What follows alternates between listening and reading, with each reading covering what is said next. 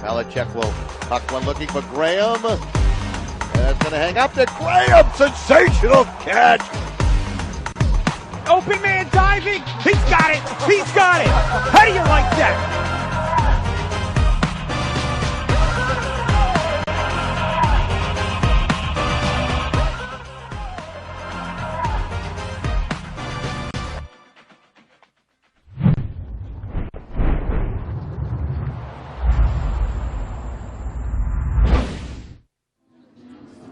Welcome to the Major League Ultimate Game of the Week here in San Francisco. We're going to see the hometown San Francisco Dogfish taking on the visiting Vancouver Nighthawks.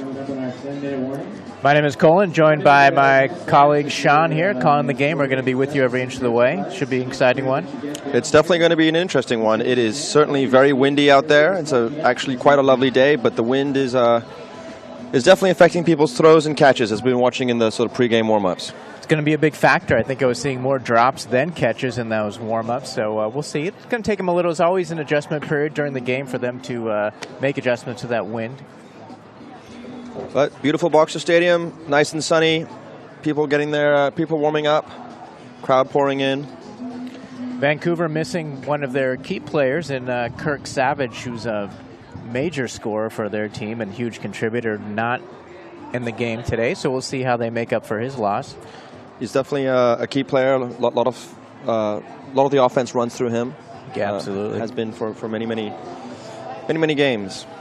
These teams have played one game against each other this season about a month ago, April 20th in Vancouver, and Vancouver was in control for all of that game, and they won 26-15. Dogfish looking for a little retribution here at home. Yeah, that was on the back of a double-headed road trip, without the full squad, and they just come off a tough loss. So San Francisco looking to pick up the pieces, and they have a lot of their squad available. A couple injuries. Their key players are all playing today, and definitely one of their big players this season, Evan Boucher, is going to be important to him to get a lot of touches. Yeah, he was certainly a catalyst for their offense when he's playing. He's I believe their MVP last year. Right, correct. And so they'll look to him on the offensive side. And there's they've got a talented squad. They need to work the disc a lot together, use each player. I'm imagining because of the conditions, there's going to be a lot of double teaming on both sides. Exactly. And they were practicing against that double team earlier, so I'm sure we're going to be seeing quite a bit of that. Bit of a different story from last year for both of these teams. Last year, 2013, the inaugural year of the MLU. And the Dogfish, with their roster, where many thought the expectations were high for them to do very well, and they met those expectations with not losing at home. They finished the season 8-2. They went to the Western Conference Finals. They won that game against Seattle. They went to the first ever MLU Finals against Boston, and missing some key players, they did lose that game. But it was a close one. Very close game. And Vancouver, definitely more of an up-and-coming team last year, and I think they've definitely gelled this year. High-powered scoring.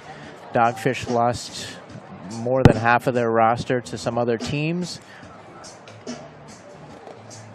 Yeah.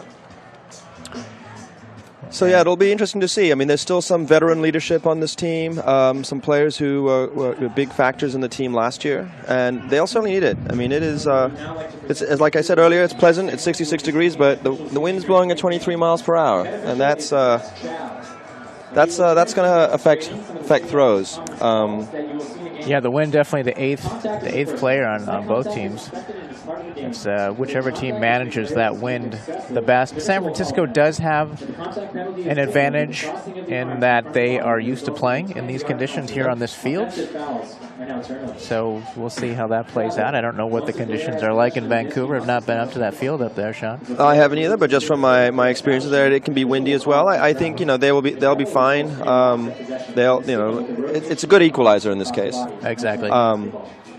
However, I would still expect to see a bit of a deep game. I don't think it's all going to be little ticky-tacky throws between each other. You know, if you can break out of that double team and swing it across, you're going to have a pretty wide open, deep to medium shot. And you know, if you have the player who can throw it and the receiver's open, they should certainly take it. Right. But patience will be key. Right. And definitely depending on which direction you're going. And from my experience on this field, the wind is going from north to south. So what would you say, what's Vancouver need to do in order to get the double win over San Francisco this season? Well, they definitely need to clog the lanes. They've been good about doing that this season, and they've got to get Wong involved. I know he was having some issues with his ankle, but I believe he is playing today, and he's a huge part of their team. And working with the wind. Okay, yeah, Brandon Wong is certainly one of their main factors. He leads the league actually in total points, although trails Donnie Clark off the Rainmakers by 4 goals. But right. So he's someone that San Francisco is certainly going to have to shut down. On San Francisco's end, they're going to have to come out hard and come out swinging. Right, and they got to get, as we said earlier, let Boucher really run this offense and get those touches.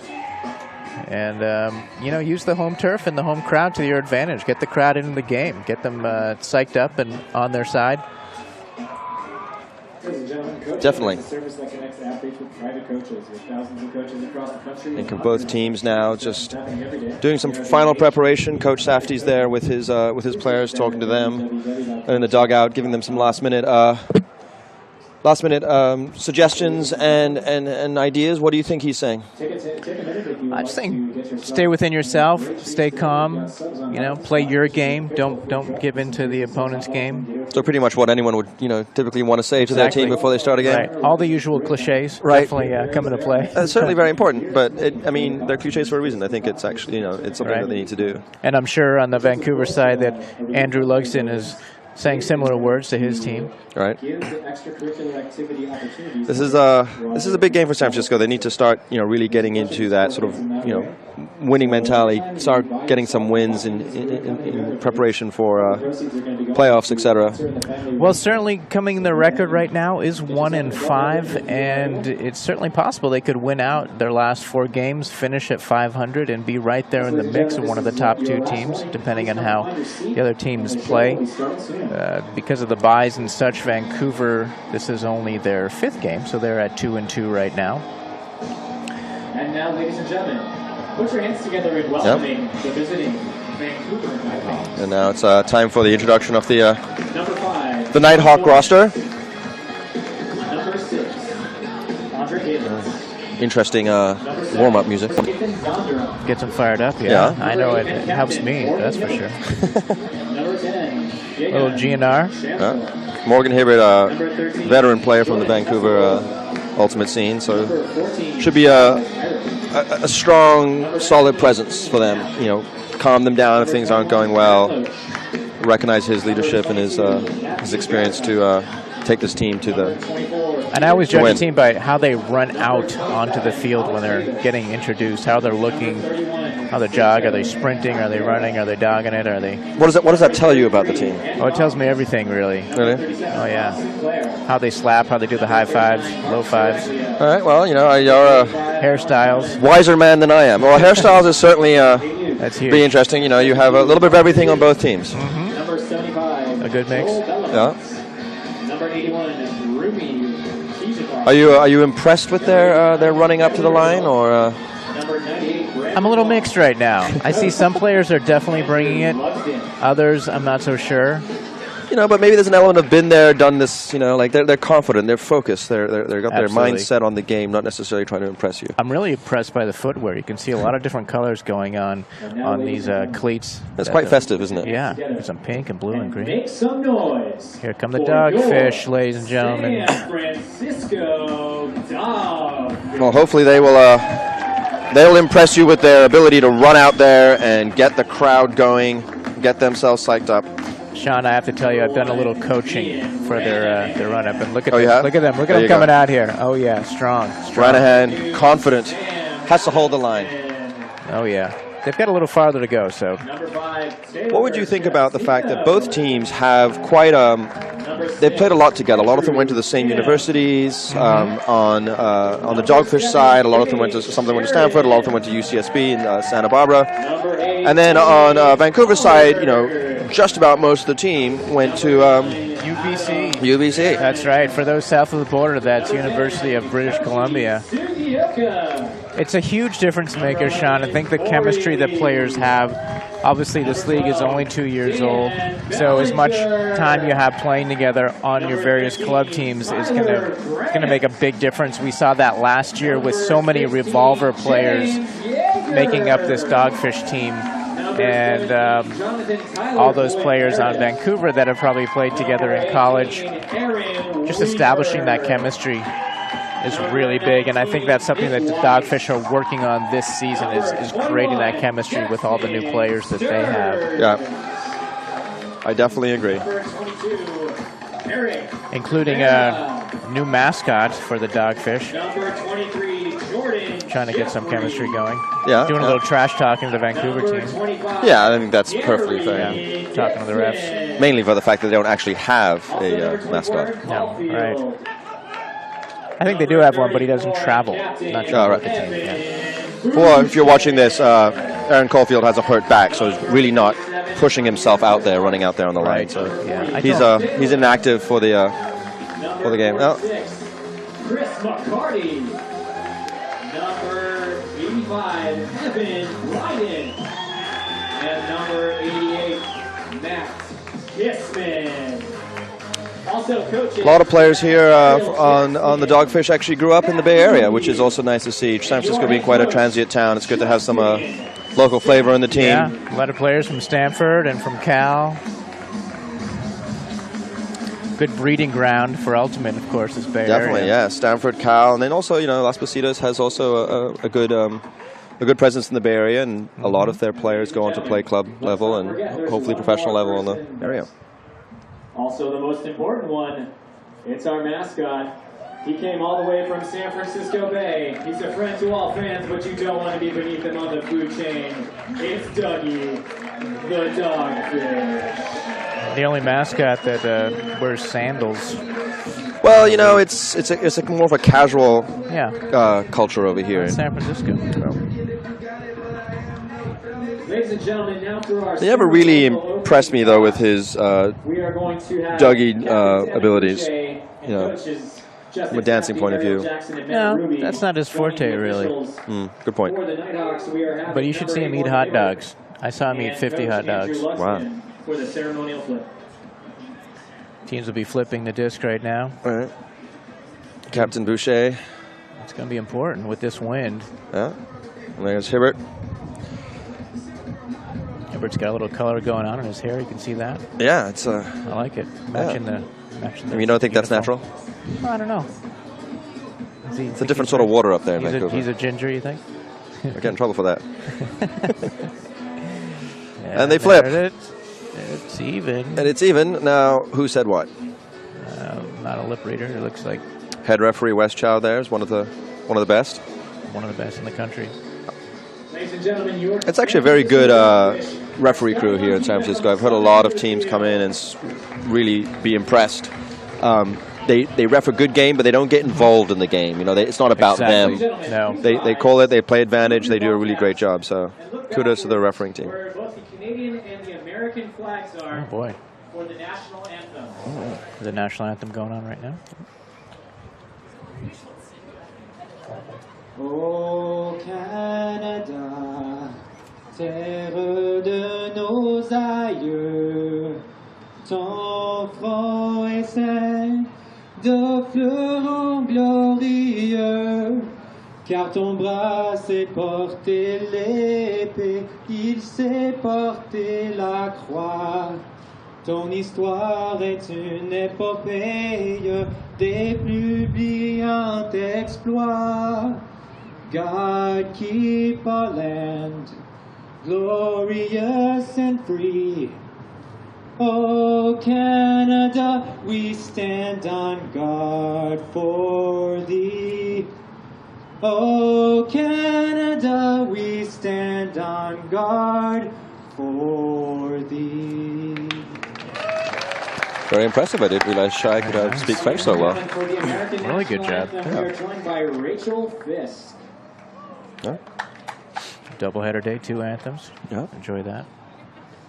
Oh, say, can you see by the dawn's early light what so proudly we hailed at the twilight's last gleaming, whose broad stripes and bright stars through the perilous fight o'er the ramparts we watch were so gallantly streaming, and the rocket's red glare, the bombs bursting in air, gave proof through the night that our flag was still there. Oh, say does that star-spangled banner yet wave for the land of the free and the home of the brave? Quite a stirring rendition there of the national anthem. Very nice. Both lovely, sides. Lovely All right, job. and game on.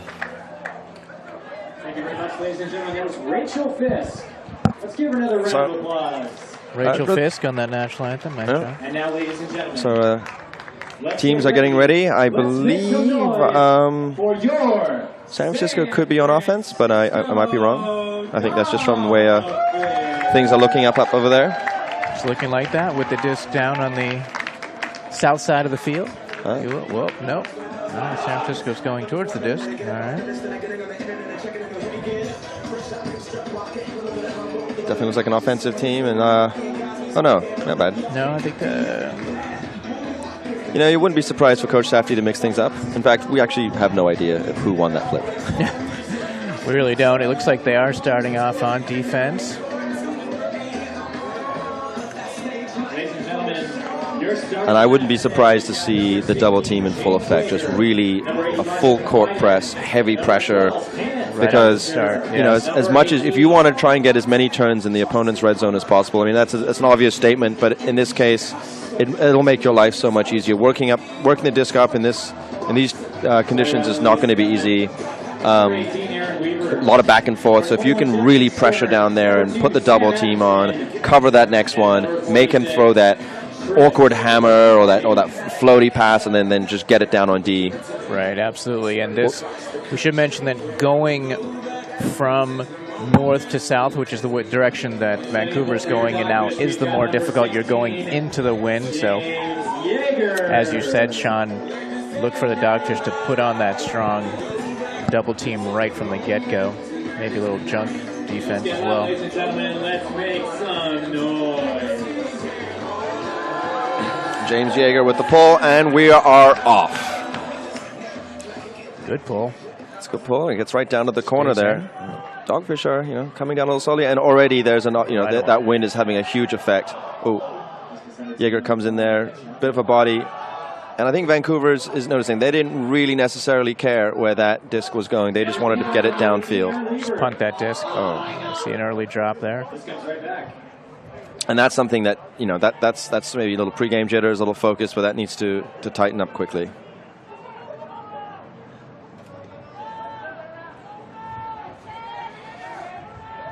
Underhill looking for options, and he finds Bellevance. And there's a lot of floaty discs up there. Dogfish, easy D, Yeager with the disc, looking to calm things down, and he just puts it up there. I don't know if that was the right decision, but if they're gonna play a lot of punt, they gotta really put the D on right now. Exactly. Did we see that double team right away? No easy resets. Let's get loud for that defense. Let's make some noise. Yeager on the mark. A ferocious break there by Vancouver. And a fantastic D there. Yeah, read that perfectly, laid out and caught it. And then right threw back. it right back. This is certainly sloppy play, but some impressive athletic abilities too. Could be that we're going to see some great defensive plays more so than offensive today. Let's see.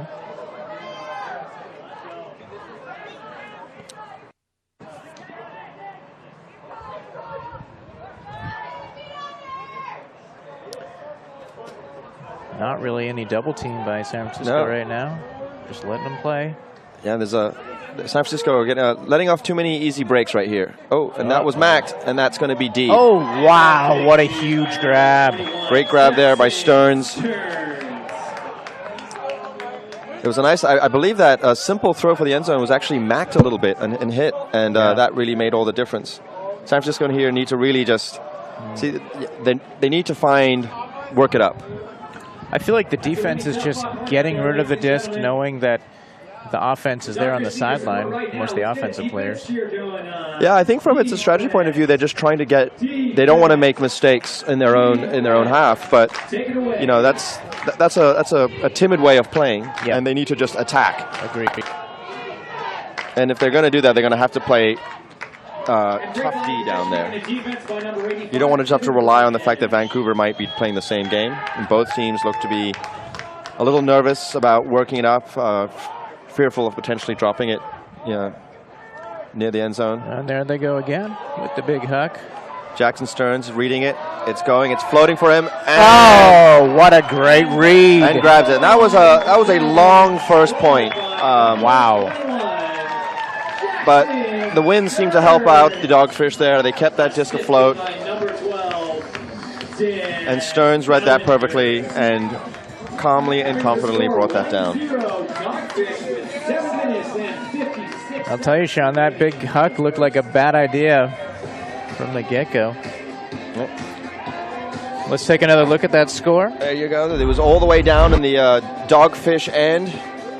Dan Bellinger there with a big huck. Underhill tried to catch it. Stern just ran and brought that down. It's actually a very nice throw. I think that was what they're looking for. Part of that attacking, being strong and coming out swinging. You know, they were going to just really show it there. Changing up the lineup a little bit there. Yeah. Tyler Grant on defense, about to take the pull.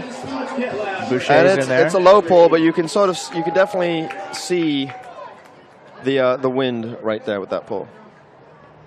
Dogfish with the entirely new lineup now.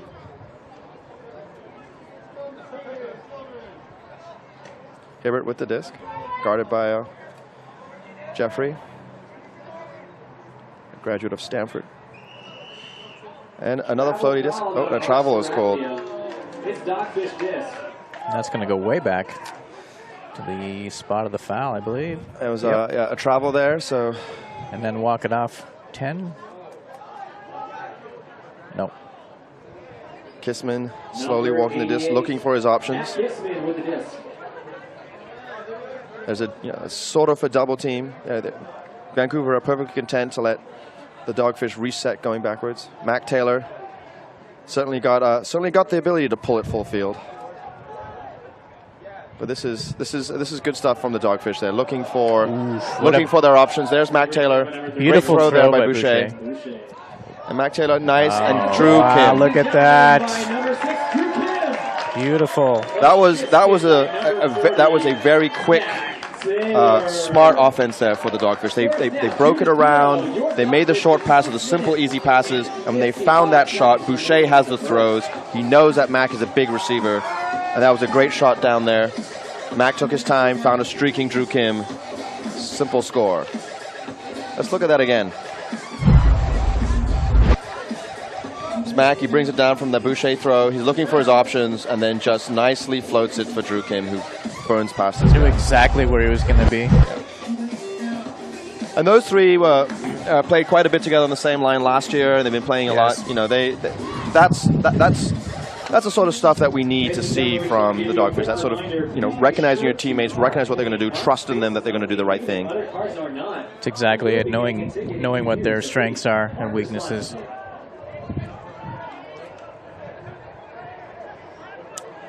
Knapp seems to be the focal point here on ooh, a little bump there for Vancouver's offense. Saralia, Wong. Looks like Vancouver's taking a page out of San Francisco's book here. Nice, simple throws, looking for the open player, and with the shots out there, they certainly will take it.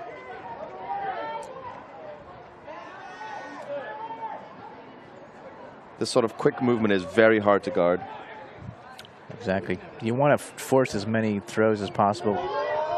You know, you do, but you know, when the team's playing like that and they know each other and they've played well together and they're playing well, you just have to figure something to shut them out. Is you either force mid or you put a double team to them. You take away their simple resets. I was just going to say, Brendan Wong not so much involved in this game, and right there he scores it. Well, he's certainly one of their best players. You know, we said earlier he leads the league in total points. And now is catching up to the Rainmaker player there in terms of goals. But yes, you always got to pay attention. You can't forget about him. And you'll look at that again. We'll see the Nighthawks, sorry, as they make a quick score there. But that was, you know, maybe about 20 to 25 passes that he nicely worked it up. That's exactly what you want to do on defense, is force them to make as many passes as possible with this wind being a factor. I think it did die down right there. We can see it's pretty quiet. So, or certainly make them make a lot of passes, but take the simple ones away. Exactly. Because if you're going to have to do something exciting, over-the-top stuff, the wind's going to help you out. That's where that 8th player comes into the picture. Right. Number 25, Gary Dixon, fielding the goal for the Dogfish. Jeffrey playing without his gloves. Stacks a little deep there for the Dogfish, but they're slowly bringing it in as the handlers look to reset. Oh, there's a foul. The call. Not sure what that was. By the referees. Mac Taylor 10-yard penalty. Apparently bumped his defender. I believe that's not allowed. Yeah. He's going to move right back into the end zone. Well, you know, this could be a good thing because I think it'll bring the stack closer for the Dogfish, and they'll be able to work it up here. Here's an opportunity. But this is Jeffrey. Looks for Dixon. Looks off Dixon. Has Lee at his disposal, and then a little bit of miscommunication there between Jeffrey and Taylor. He really had nowhere to go with that, and Vancouver takes advantage with the quick score. And then I think that's what we saw the punting earlier in the game, was that's not the right area to make a mistake. Exactly. That's always going to lead to a quick turnaround. 6 seconds remaining. And the score's all tied up right now. I think the Dogfish are going to come out and talk about that a little bit. Let's take a look at that score that tied the game at 2-all. That was a quick thing. Hibbert just had all the opportunity, and it's a nice, simple pass. And there's nothing really the Dogfish could do there. Nope. Just want to let you know, ladies and gentlemen, Donmillan Elementary School students once again are going to be dancing. Well, this looks like one of the first lines that came out, that defensive line. They know how to. They work it out. What do you think here? I'm thinking that they're gonna, you know, a couple of throws and then a deep shot and then try and play some D. Yeah, exactly. Safdie's really mixing it up with his lineups today, not doing the traditional offense-defense that we've seen in the past. If anything, you know, that last point, no real drops or anything like that, simple mistakes. And there we go. There's the big huck. Big huck going to. Braden's looking for it. Oh, and both just mistimed it. Yeah, both of them mistimed it a bit. It was there. It was available. Yeah. Good throw. And Nighthawks try to respond right back, but that never had a chance. That huck never really went higher than head height.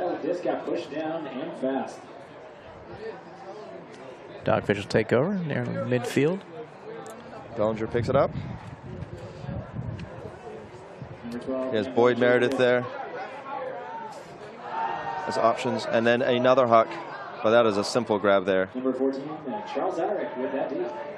This could, you know, this sort of just huck and see what happens frisbee can be kind of dangerous. Nice bid there. Great effort by both. A fast break opportunity here for the Dogfish, looking to quickly move it. This is Nice little break marks. Jaeger patiently waiting. Oh, Flick nice for a score look. and a great throw Nice there. look. Ladies and gentlemen. That's Stearns again. Stearns with his second goal of the day. And assisted by number 16. And I think that was, James Jaeger, let's make some noise. Let's let those towels fly high. and we'll see this play again. Look at the D. Bellinger bid just got in the way and immediately picked it up. And then they nicely worked it up for the score there. And what I have to say is I think that proved to them that you don't just have to huck it and see what happens. You can work it. You can take the fast break. Jaeger took his time to look for what he was wanting to find in the end zone, and a nice flick IO for a simple score to Jackson Stearns. And I think that's what the Dogfish have to do. I like the fact that they have their deep game. I think it's something they need to do that. But it's, the score 3-2 here for Vancouver. Here comes Jaeger. He's taking his time. He sees Jackson Stearns and just a simple throw. Nice and easy. But I think that Vancouver have to respect San Francisco's deep game. But when you huck a bunch, you have all those under opportunities as well. I agree. It's really the short game that makes the deep game work better. Grant and Wong on Wong here, and Grant's going to have his work cut out for him here. But I believe he's up for the task. Oh, and a great bid there. Players getting tangled up, but friendly. And a great effort on the part of both Mark Leduc and Dixon was, that was a good bid. Got right in the way there. Kissman, nice simple throw there to Dixon. Looks off Grant. Has Boucher, nice and simple Boucher. It's a lot of easy break opportunities for both teams right now. Jeffrey winds up. He sees Grant. Grant's running. Oh! He could taste that one. That was a tough one. It was on either side of Grant's head, and it was right behind him. Great bid there by Grant, but unfortunately did hit him in the hands, but next time. Great look by Jeffrey. Let's get loud, ladies and gentlemen. Let's get that defense chant going one more time. We'll see that again, as you'll see that Grant it was right about went over his head, and that's just a hard way to catch that and center yourself. As the crowd chants defense, San Francisco really pressuring Vancouver here, keeping them in their own red zone. Kissman on the mark.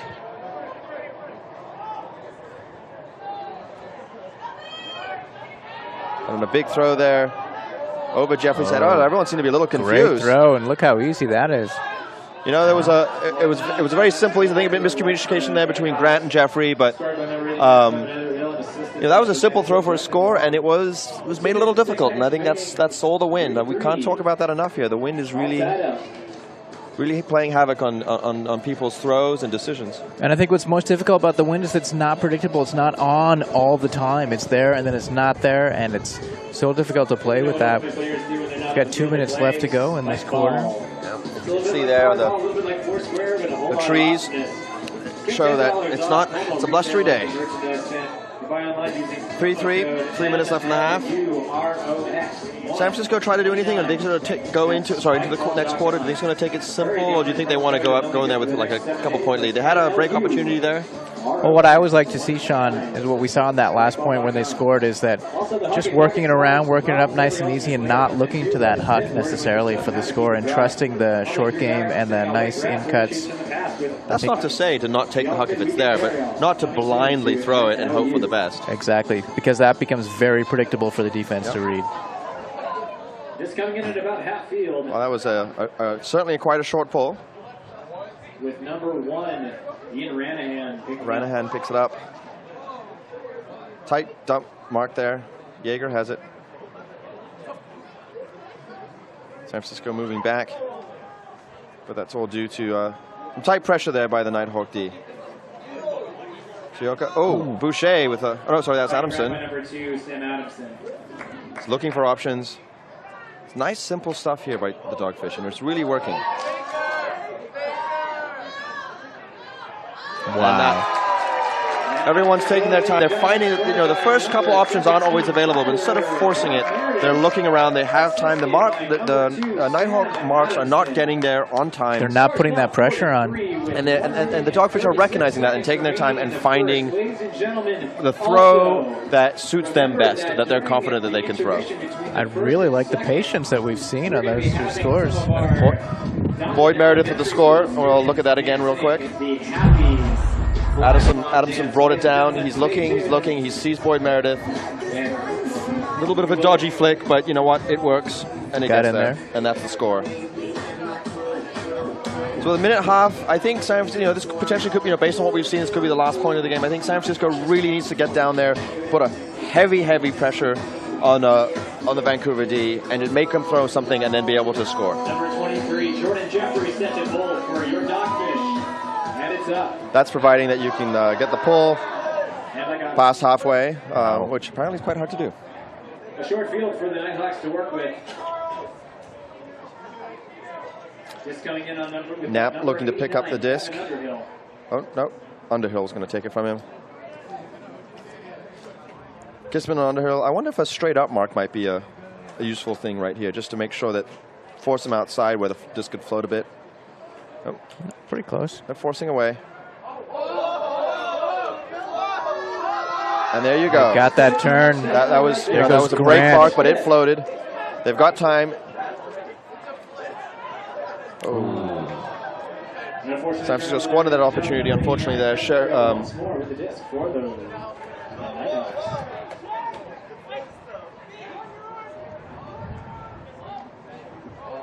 Kissman on the mark, forcing away. Oh, great D there by Boucher. He's not tall, but he plays tall. He can jump, and Pollard had, he has got long arms, made that throw a lot more difficult than it could have been. And Boucher just was well aware of what was happening, put the D down. About 40 seconds left here. Ooh. That was it. Oh wow! He threw that from his ground on the ground. That was something the Dogfish need to be aware. If they make that turn, they got to get right back on the D. Vancouver was well aware of what was happening and just punished. There's one that I want to see again. You don't often see a throw from the ground like that. But that was smart. He didn't want to take the time to get up and allow the defense to establish. Took advantage of the fact. Yeah. And we're going to check that out again right now.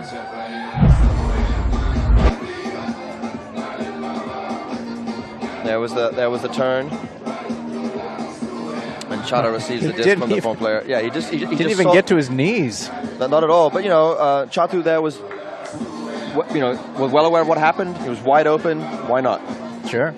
Well, there's still plenty of time. There's about 40 seconds left for this quarter, and San Francisco really needs to just be patient. Use that offense that have gotten them most of the scores. Work it up. If there's that deep shot, take it. But otherwise, just work it up. Vancouver have giving them that opportunities. They should take it.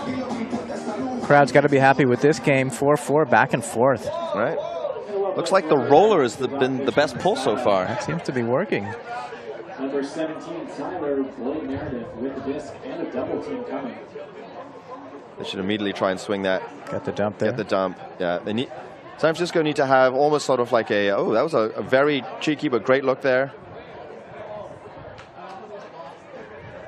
Sugioka looking at his options, didn't have any, and just sort of put that right into the defender's hand. About 10 seconds left. Oh, and that's going to be floaty. And a great team by the Dogfish. Not much time on the clock. San Francisco have 5 seconds. It's got to be a hospital throw. Ooh. But if this is good, and that was quite a collision there. Wow, no call. Interesting. There's a lot of body there. The frisbee was over their hand, but I believe that was Hibbert with the on defense. I can't quite see from this far away, but that's the end of the first quarter. It's his sort of aggressive play that he's known for. He's a pretty spectacular defender, but not afraid to use his body. And we're all tied up. That was definitely Hibbert who just put his body up there. The disc was over, but I think San Francisco had a play there. We'll have to see that again and check that out. But ladies and gentlemen, once again, these are students from Donlin Elementary School in apparently we have something. California. 4-4. Let's get loud. What do you think is going to happen in the next quarter? What are San Francisco to do to change? How can they sort of, you know, they're in the game, they've had their opportunities to break away, but something's not quite clicking. Yeah, I think they need to look at what they did well in that quarter, which was using the huck sparingly, but really working it with the shorter passes that seemed to be very effective. And I don't know, I think both teams are playing well. Some of the turnovers were not forced. Yeah. You know, the little ticky-tacky stuff is working. Yeah. Both, but I think where San Francisco really, I mean, yes, they're getting the turns, but they need to get those turns in Vancouver's red zone. They're giving themselves a much tougher time if they're just letting that huck go off, and they have to work it, you know.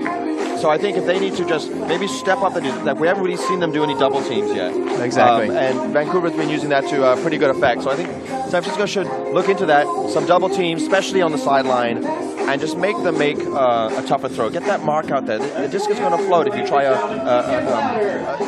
break mark, which is not really put without any pressure on it. So, and I think they can take the cue from these kids and adults on the field and just stay loose, have fun. Yeah, I think San Francisco are a pretty loose team. I think they're, they're working well together. So I just need to just pick it up a little bit, because a lead at a halftime will go a long way.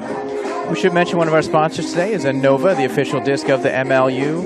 The Innova Pulsar, designed in cooperation with the players and staff of the MLU. The new Pulsar is the perfect disc for the pro game.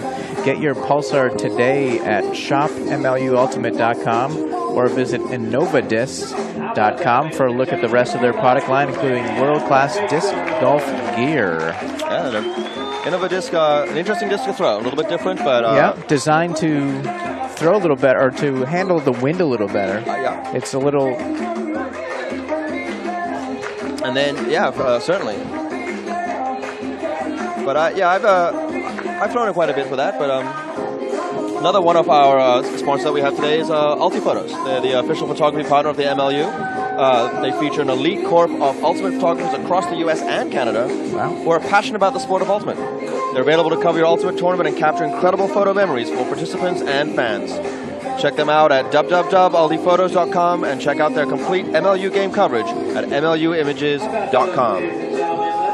Well, there's certainly quite a scene here for some really nice photos. San Francisco's lovely, 66 degrees, but it is windy. And hopefully Carl the Fog will stay on the other side of the hills.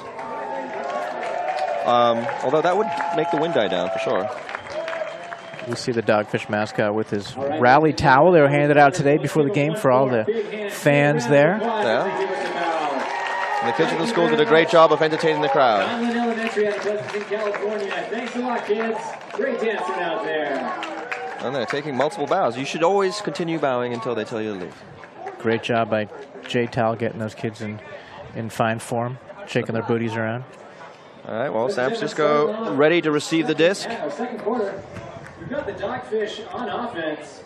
And number 8. It's a good set of handlers out there in Lee and Boucher, Jeffrey.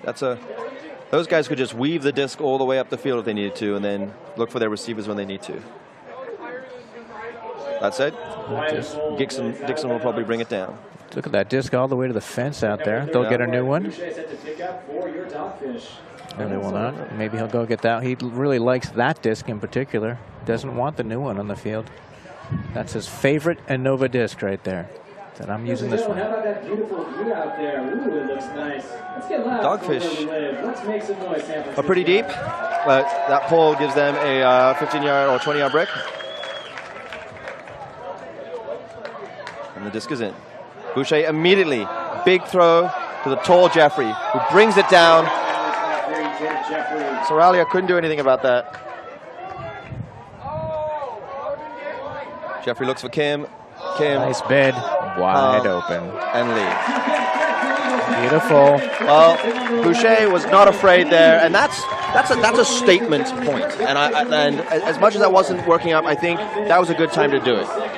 They just hucked it deep. Jeffrey, typically a handler, went deep, surprised his man, grabbed it. Then they were calm, they worked it, and they had a simple score. Kim to Lee.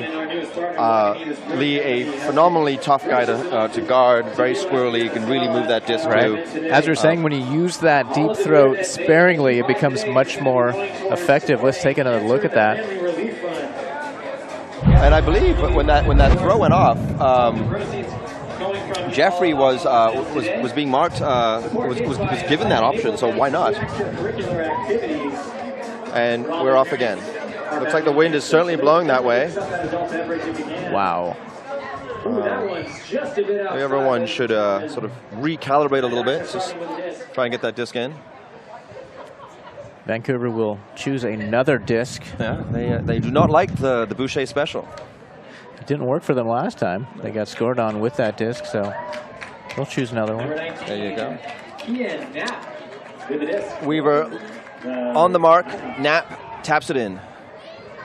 Underhill, across the field. Simple grab, and now everyone's looking for the big game here. Bryden on the D. It's a bit of a hospital pass, and there's a great D. Oh, wow.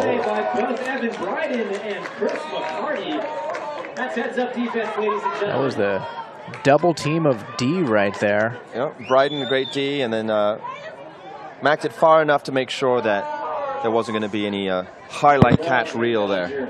McCarty using his full head of hair to advantage. There you go. Bellinger to Bryden.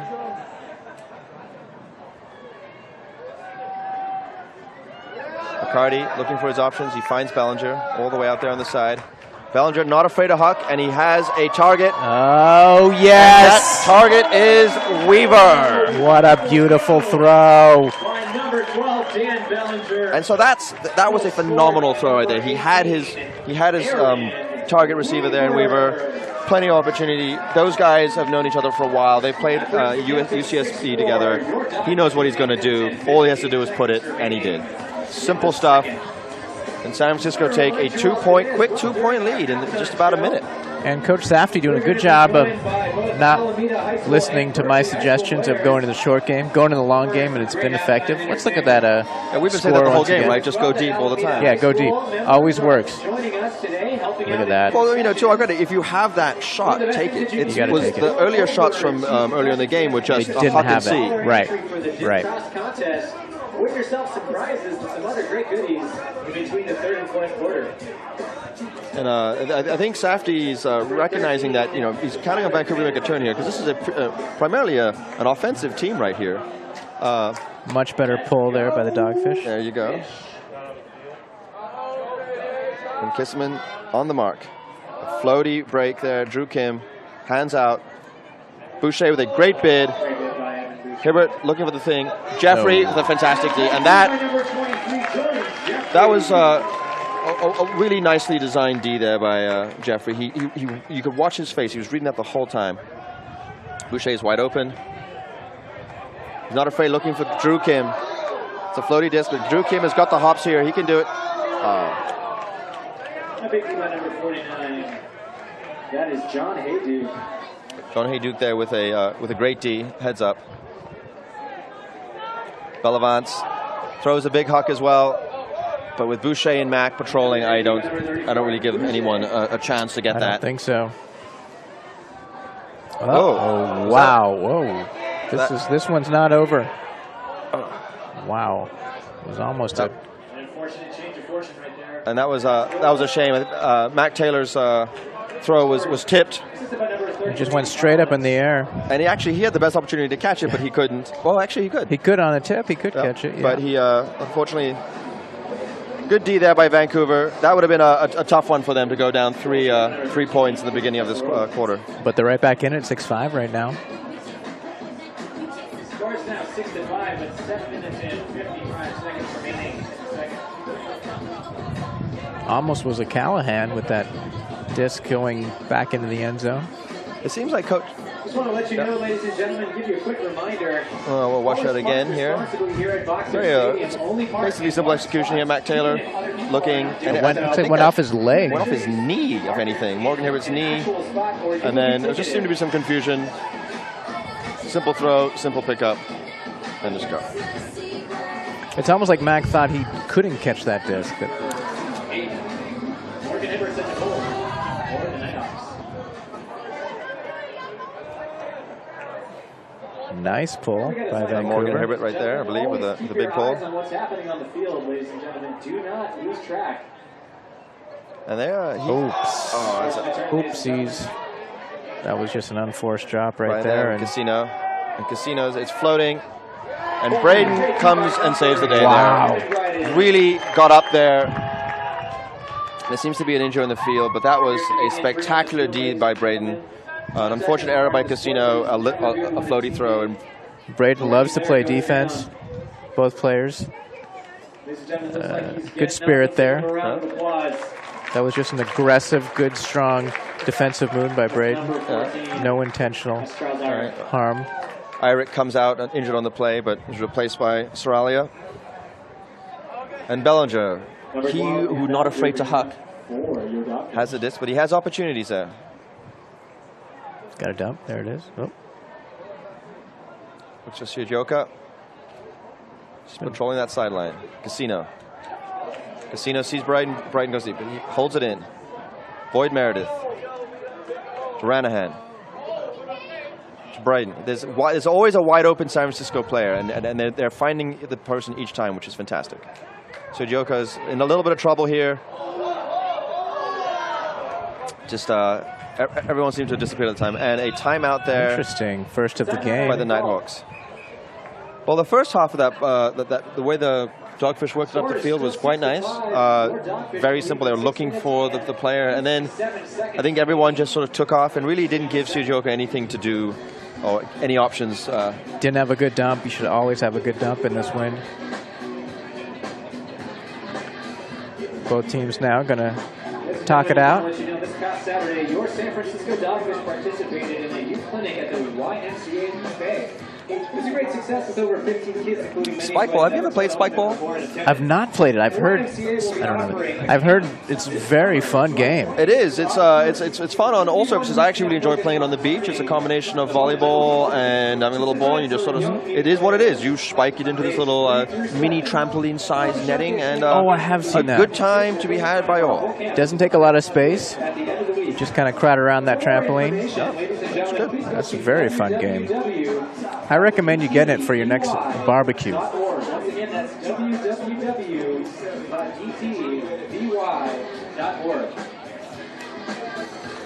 Ladies and gentlemen, we would also like to thank all the men and women that served and have served. Toss for Breakmark is one of our other sponsors. It's an organization. I don't quite know that much about it.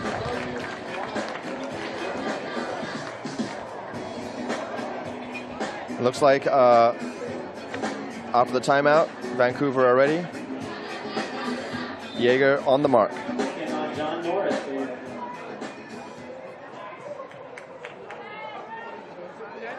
There's a floaty throw there.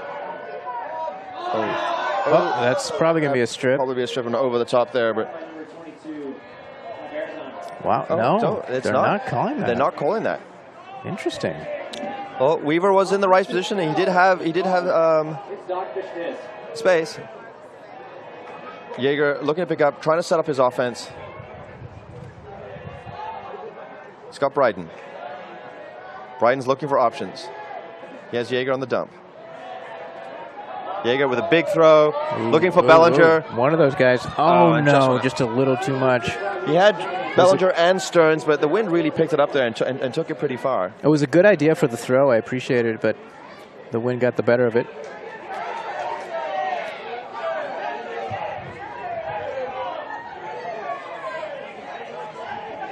The crowd's certainly getting excited and cheering on their favorite players here. Wong with a...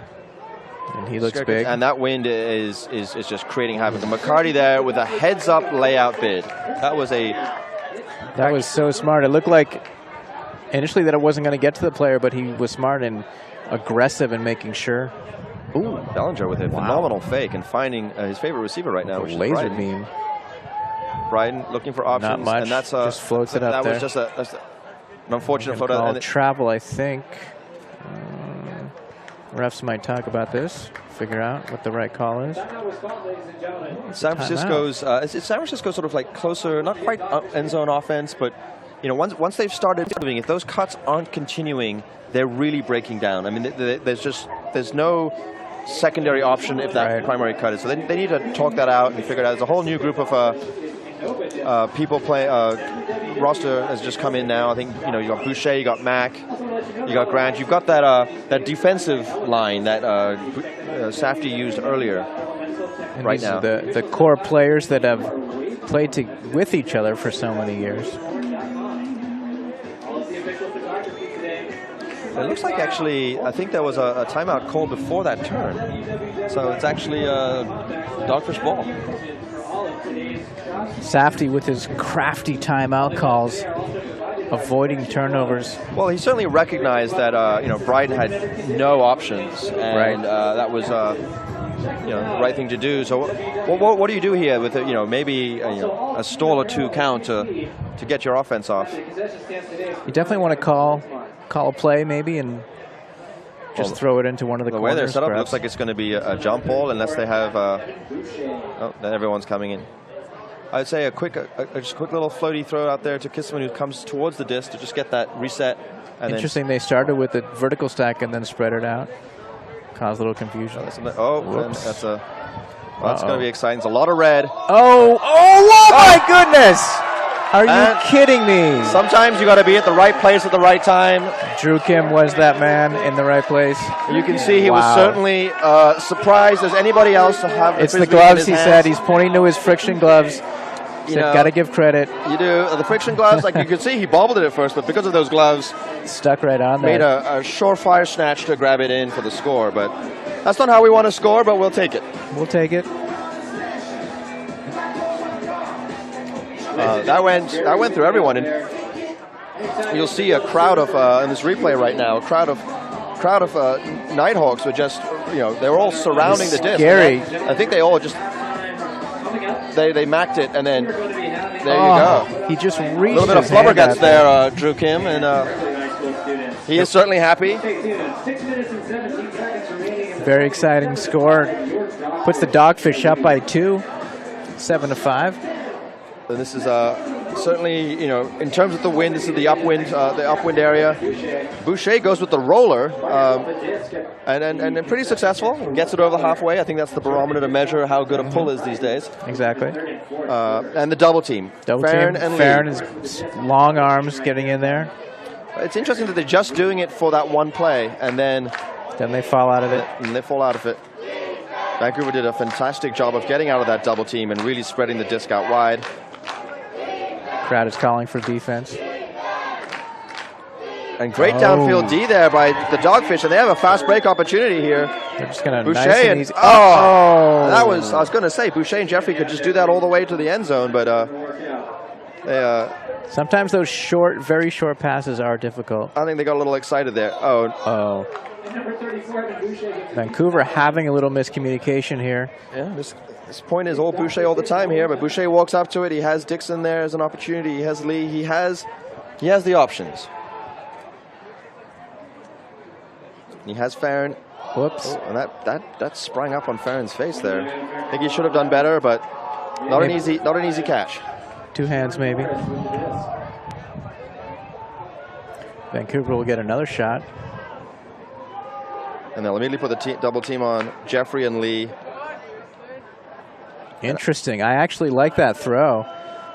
Big fan of the blade, are you? It's a good idea. Got there very fast. A little too fast to handle. Boucher opts for the closest disc this time. And Vancouver the double team. He's back to his favorite disc now.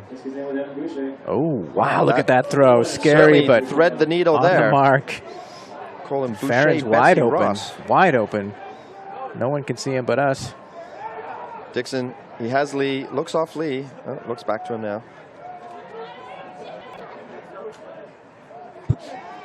Dixon, and he's looking for the big huck. And he has Farron is there. It's been guarded by Knapp. Jeffries is there as well. Oh, and it's a little bit of a fight between 3 Vancouver players had their hands on that one. They go back to the huge huck. It's BD Wong versus Boucher. This is a matchup that everyone's been looking for. And Boucher got the better of it. Boucher 1, Wong 0 on that one. Number 34, Boucher. Both great competitors. Yeah. Oh, no. It's Jeffrey's second Jeffrey having drop. a few problems. He's got to get back on the D. Wong, Underhill.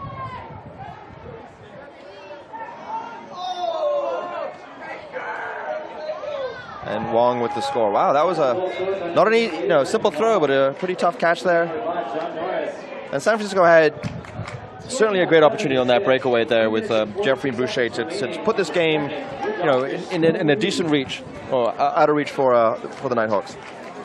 And it was just unforced errors, really. There was some drops, but they are seem to be getting into a better rhythm, although still a close game here.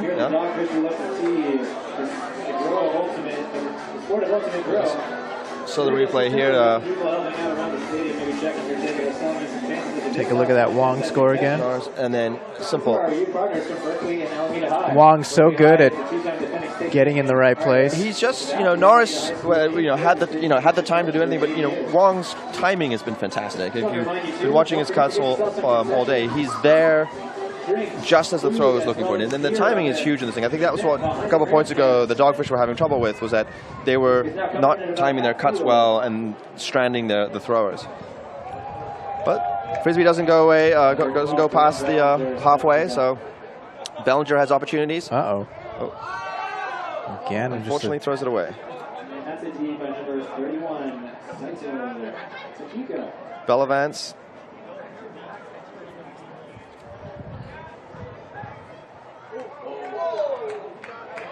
Hibbert reaches high for that one. Gets the disc back again. Doing a little give and go. And a great D there by Bryden. He's been I would say the best defensive player for the Dogs this half. He's at the right place at the right time, and he's also just been very similar to what Boucher would do a lot last year. Always there for the cut when you needed it. Boyd Meredith. Casino. Has Ranahan. Back to Boyd Meredith, who has Bryden. Calmly catches that Frisbee. Looks off Ranahan in a simple shot. Ooh, he switches a lefty. Nice. Bellinger, simple flick. Wow. Grab there by Sergioka. Patience. And he finds Bellinger, and that was a phenomenal play there. And for a variety of reasons, Sergioka made a spectacular grab, but then had the wherewithal and the presence to calm down, look for what he could do, and simply lead Bellinger there for a score. Fantastic play there by the young player from Cal. Great work by the Dogfish there, just sharing the disc, working it around, making the smart throw, not rushing it. I think we'll get a chance to see that again at some point. And here we go. Bellinger, usually the one throwing the scores, but this time catches it. Nice flick there behind. Sergioka grabs it, gets up, looks, calms himself down, sees Bellinger running up, and a simple throw. 8-6 Dogfish. That was nice. That's how you do it. Number 13, Tyler Grant set the goal for your Dogfish. Tyler Grant in charge of pulling for the Dogfish. It's floating. We're it's looking going. at the halfway barometer, and it's success. Over. Well done, Grant. I believe there's a sandwich comment in there somewhere. Pollard on the mark. Boucher with a great bid. Unfortunately, leaves the player open, but a flick. Dangerous throw there by Vancouver, but Jeffrey was stomping down the field trying to get there. Boucher decided to let his man go for that D, and he was centimeters away from getting it. That's sometimes you got to take that risk and that pressure. I think for Boucher, it does pay off more often than not. Agreed. I think often when you recognize that you have a defender of his capability to do that, you have to look back. And Jeffrey was just a step too slow there, but did a decent job. As you can see, he had a nice bid. And Jeffrey almost there, didn't want to hurt his opponent. Came up. I would have thought maybe Grant could have backed off a little bit, maybe gotten himself a big frame, made that throw a little more difficult. Good point about Jeffrey laying off and not being too aggressive and going hard into his opponent there and causing an injury. Hibbert ready to pull. And it's up there. Wynn's going to take it. He's coming back. And he fails to get it across the halfway line. I don't think I would get it even past the 10-yard break, so I'm really not really insulting him there, just making an observation. Vancouver with a nice junky D. But San Francisco working it well. Boyd Meredith. Jaeger. Jaeger with a floaty flick out there. He has Adamson. Oh! And Hibbert did just enough. Credit Hibbert for, call it the hockey screen as they... I'm sure they're well aware of the hockey screen. But I think he got a piece of that. And I think Adamson would a little disappointed in himself because it did sort of, he had it in his hands. I feel that he feels that he could probably do better. But, so difficult when that big body comes flying in front of you and then you can't see the disc and then it's there. Good job by Hibbert, and he is limping off the field now, and that would be a big blow for Vancouver. If certainly, I think he's a player that can certainly shake that off, and I believe he probably will. But he's been a commanding presence for the Nighthawks. We should mention Vancouver led the league last year in attendance, and also for the attendance for one game. So there are huge Ultimate fans up there, not just hockey fans. Very supportive Ultimate community, and for a long time they've always been dominant, certainly in the Canadian Ultimate scene. Although Toronto now making a claim for having one of the better teams, but Furious George always was a huge presence in the U.S. and in the world scene for that matter. All through the Norts. But you remember Drew Kim's earlier catch? He really used the friction gloves there for that one. You see a lot of players using those gloves. They're the official glove of the MLU. Unfortunately, you would have hoped Knapp there would probably need to get himself a pair after that drop. But Jaeger looks at his options, goes to pick up the disc. He has Ranahan right there for the dump. He has Boyd Meredith for the swing. And I think there was a foul there. And gonna walk it up halfway, I think. Yep. 5 yards would be a score, so halfway is his option. With that double team. That double team with some big boys and big bodies there. Not much options. And they call a timeout. You do have to call a timeout right there. Gives us a chance to talk about Friction Gloves, the official glove provider to the MLU. All-weather gloves specifically designed for Ultimate players, combining the tackiness of receiver gloves with a rubberized grip for better catches and throws. You can look for Friction Gloves Catch of the Week throughout the season and get an official MLU pair for yourself. I've got a pair that I use. Really? I should enjoy go them. out and get a pair. I like them. Certainly improve my catching. I would think that Sojioka's catch might be in contention there for the Friction Glove Catch of the Week. Make sure you get that stuff now so you can catch our halftime show. Berkeley Haiku against Alameda Darkbeat. See a bit of a replay here, and then Sojioka with a one-handed grab. Look at that. He has the gloves. I think we're talking about the Friction Glove Catch of the Week right there. I mean, you could also, Drew Kim had I wouldn't say the catch of the week, but the heads-up, bobble, flubberguts catch of the week. Good point. So, looks like Friction Gloves is the star of the game so far. Absolutely. Dogfish player Chris Hart is I love wearing them. You can wear them in all weather. They're not just for cold, but when it is cold or rainy, they really, really make a huge difference. Do you wear them off the field in a sort of casual sort of way as well? I do. Well, I'll tell you a funny story. I lost my, I play softball, and I lost my batting gloves. And so I used the Friction Gloves, and they work great. Great. Multi-purpose. So what does San Francisco do here? I mean, Vancouver's going to put the double team on, some big bodies there. They're going to tightly guard their one dump. They're going to look to penetrate something right through that double team, and if that's not there, I think Pollard needs to move up there and just sort of, because he's wide open Mac right Taylor, now. Yeah, there it is. There's the big hammer. And that's scary. That's what Vancouver wanted. Yep. Yeah, I would have said he should have moved up. You got to really get that cup moving. Got to give him something a lot easier. Underhill. A big throw there by Norris. Oh, we had an opportunity. And that disc went behind Jeffrey, and Morgan Hibbert couldn't do anything about it. Oh, and Boucher with an uncharacteristic mistake. Unfortunate turnover, ladies and gentlemen, deep in the zone. See if Vancouver can capitalize on Underhill. Pollard with him tightly. Dogfish doing a good well of really. Ooh, that went underneath Grant's foot. Uh-oh. Oh, wow. What a great catch. Well, that was a series of spectacular plays there by by the Nighthawks. Throw that went right underneath Grant's foot, and then a Blady swing that Underhill did a fantastic job to catch. We see Hibbert making a difference. He hobbled off earlier, was able to get himself together and come back on, and he's a huge part of this team. He's going to stay on. He's not coming off unless you drag him off, and it's going to take a lot of people to drag him off. He's a giant, literally, on this team. Well, 20 seconds left in the half. The score is tied 8-8. It's a pretty even game so far. I mean, San Francisco have tied their breaks, and they've taken 2-point leads, but Vancouver have worked themselves up. We'll see a replay of that last point here. We're going to get here. Going as a throw. Watch It's this a Blady throw, catch. and a great catch there by Underhill. He takes a simple throw, I believe, to Norris. He just sucked it in. Well, 20 seconds is, in some games, not enough time, but right now, there's some time.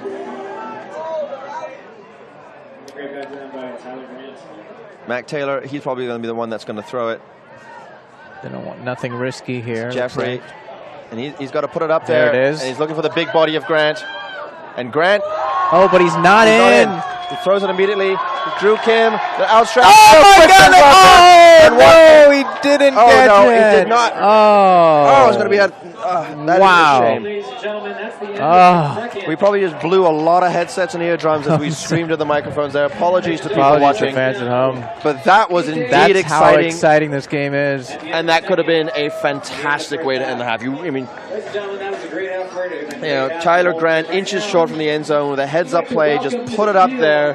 And Drew Kim ran as hard as he could. It looked like there was no way he could get to that disc, and that doesn't seem to be the right score. he did get there. Had a bit on it. But yeah, that was close.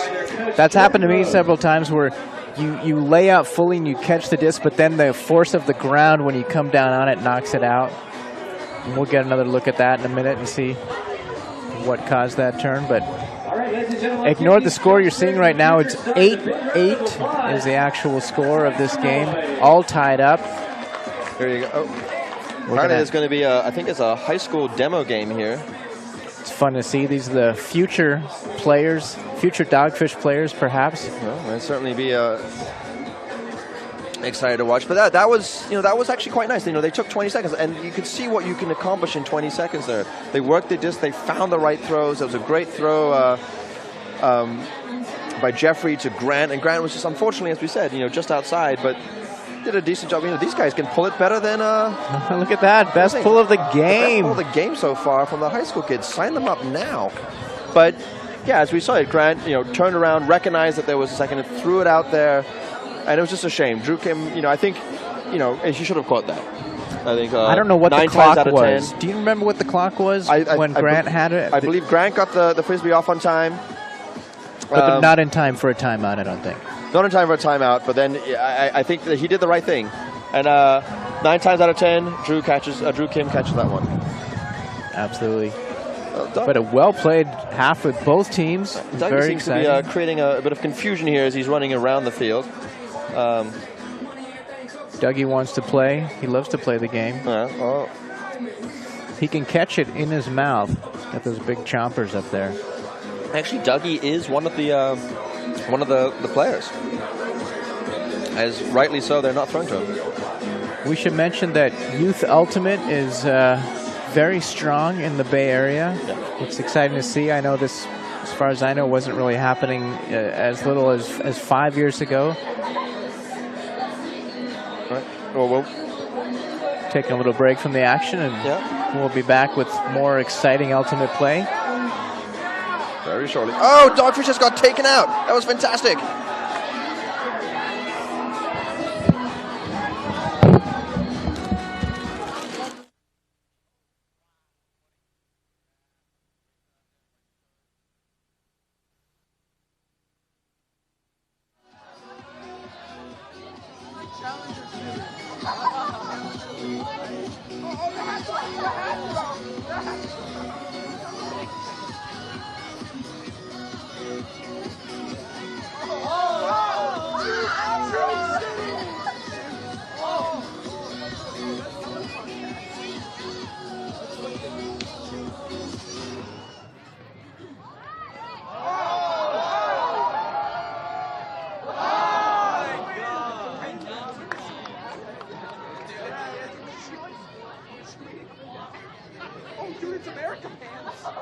Captain America.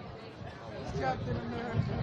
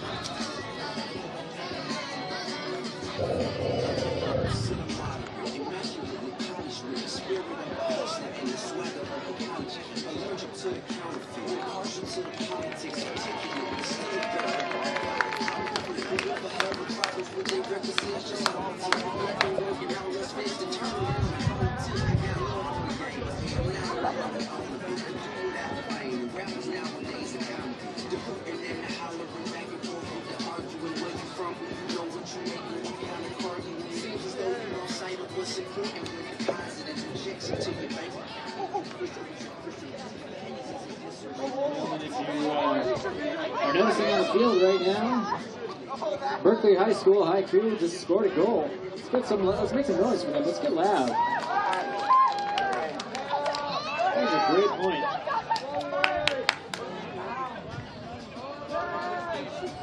Ladies and gentlemen, if you want a free t-shirt, all you gotta do is get Dougie's attention. But you know what you gotta do to get Dougie's attention? You gotta get loud. You gotta make some noise, and you gotta get big.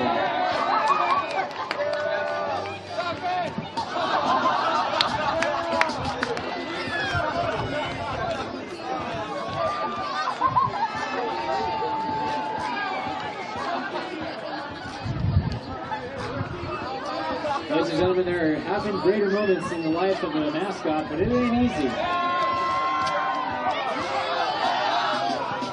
Let's see, wave those rally towels high.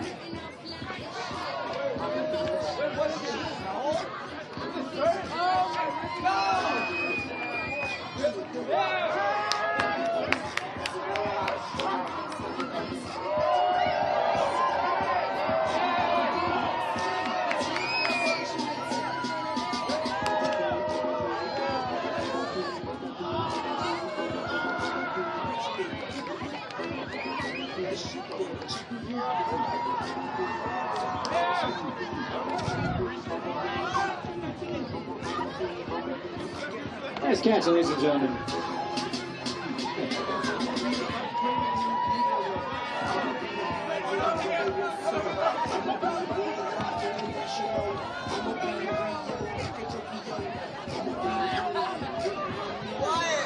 Ladies and gentlemen, don't forget as well, to get yourself an entry for the disc toss contest, it's $1 at the concession stands. Get yourself an entry for the disc toss contest and win yourself some prizes between and third place.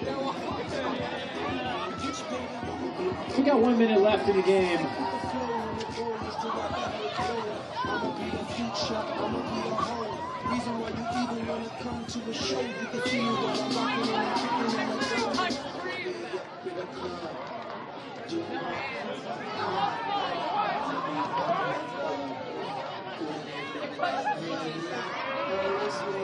A great D there by number 13 on Berkeley IQ.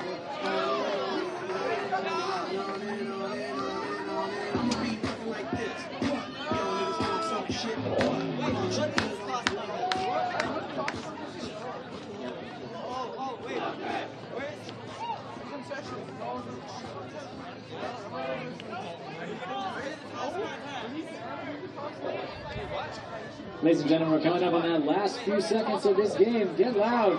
Make some noise for those Berkeley High School and Alameda High School students. An unfortunate turn.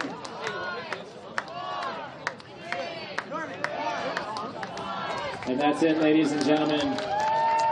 Please give the Berkeley High School High Q and Alameda High School Dark Meat a big round of applause. Thanks a lot, kids. Way to play.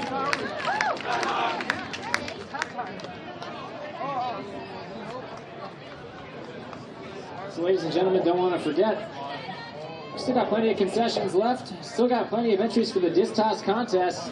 It's $1 for your chance at winning big prizes, Dogfish gear, and more. Go check out the concession stands and get yourself some snacks, some drinks, and an entry. Coming into the third quarter right now, we have number 21, Jackson Stearns. Number 2, Sam Adamson. Number 18, Aaron Weaver. Number 12, Dan Bellinger. Number 85, Evan Bryden.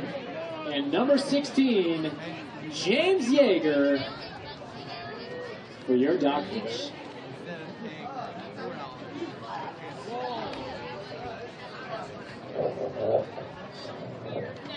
I want to remind you once again, coming into the third quarter, it is tied at 8.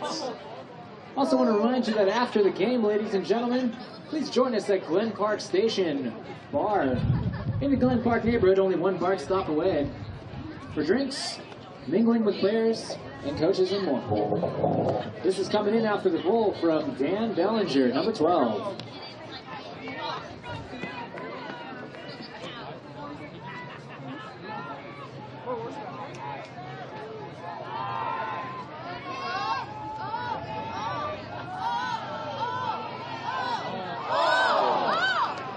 And a wonderful grab by number 72, Mark Leduc, but out of bounds.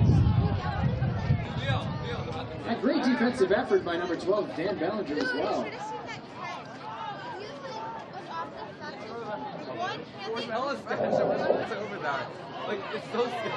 A great grab by number 18, Aaron Weaver, in traffic and pressure.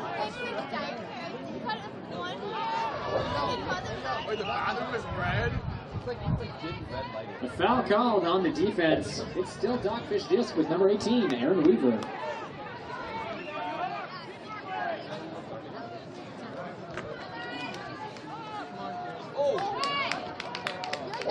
Sam Adamson resists the Boxer Stadium bounce. Makes the grab. And that's a goal. Ooh, with a little hit on. Ooh, and he's not happy about that. There seems to be a bit of a disagreement there. But Aaron Weaver catches the disc. He made a great grab earlier. Number 85, Evan Bryden. And that was exactly the response that San Francisco needed to come out of that almost scoring at the last second there in the first half. But San Francisco come out pretty strong. A little windy, but they played it well. A lot of simple throws, back to what they know how to do. Parking in unmarked spaces will result in you getting a ticket. Ladies and and gentlemen, when you park in Boxer Stadium, make sure you park in correct spots. Taking a look at that, see if he got hit on the head there at the end of that. McCarty sort of floats it up there. Adamson is looking for his opportunities. He has a nice inside break here. Bryden, and he picks it. And it was a little bit of a tap, but, you know, nothing to worry about. No, he wasn't too happy about it. I think everyone will be fine. Looks like Boucher has taken over pulling duties from Tyler. Tyler's certainly not going to be happy about that, but will Boucher go for the roller again? I think, you know, I bet you it's going to be a roller. And here we go. And no. It looks like the wind has died down, sort of. Oh, there's a full start, I believe. Boucher likes to surprise us. Almost catch there by Coach Safety. But instead, we've got a delay of game. Oh, delay of game call there. Norris is going to pick it up. And starting right on the X at half field, Drew Kim ready to put the big mark on. Looks like it's a straight up mark here. Oh, Drew Kim all over the place. Hibbert.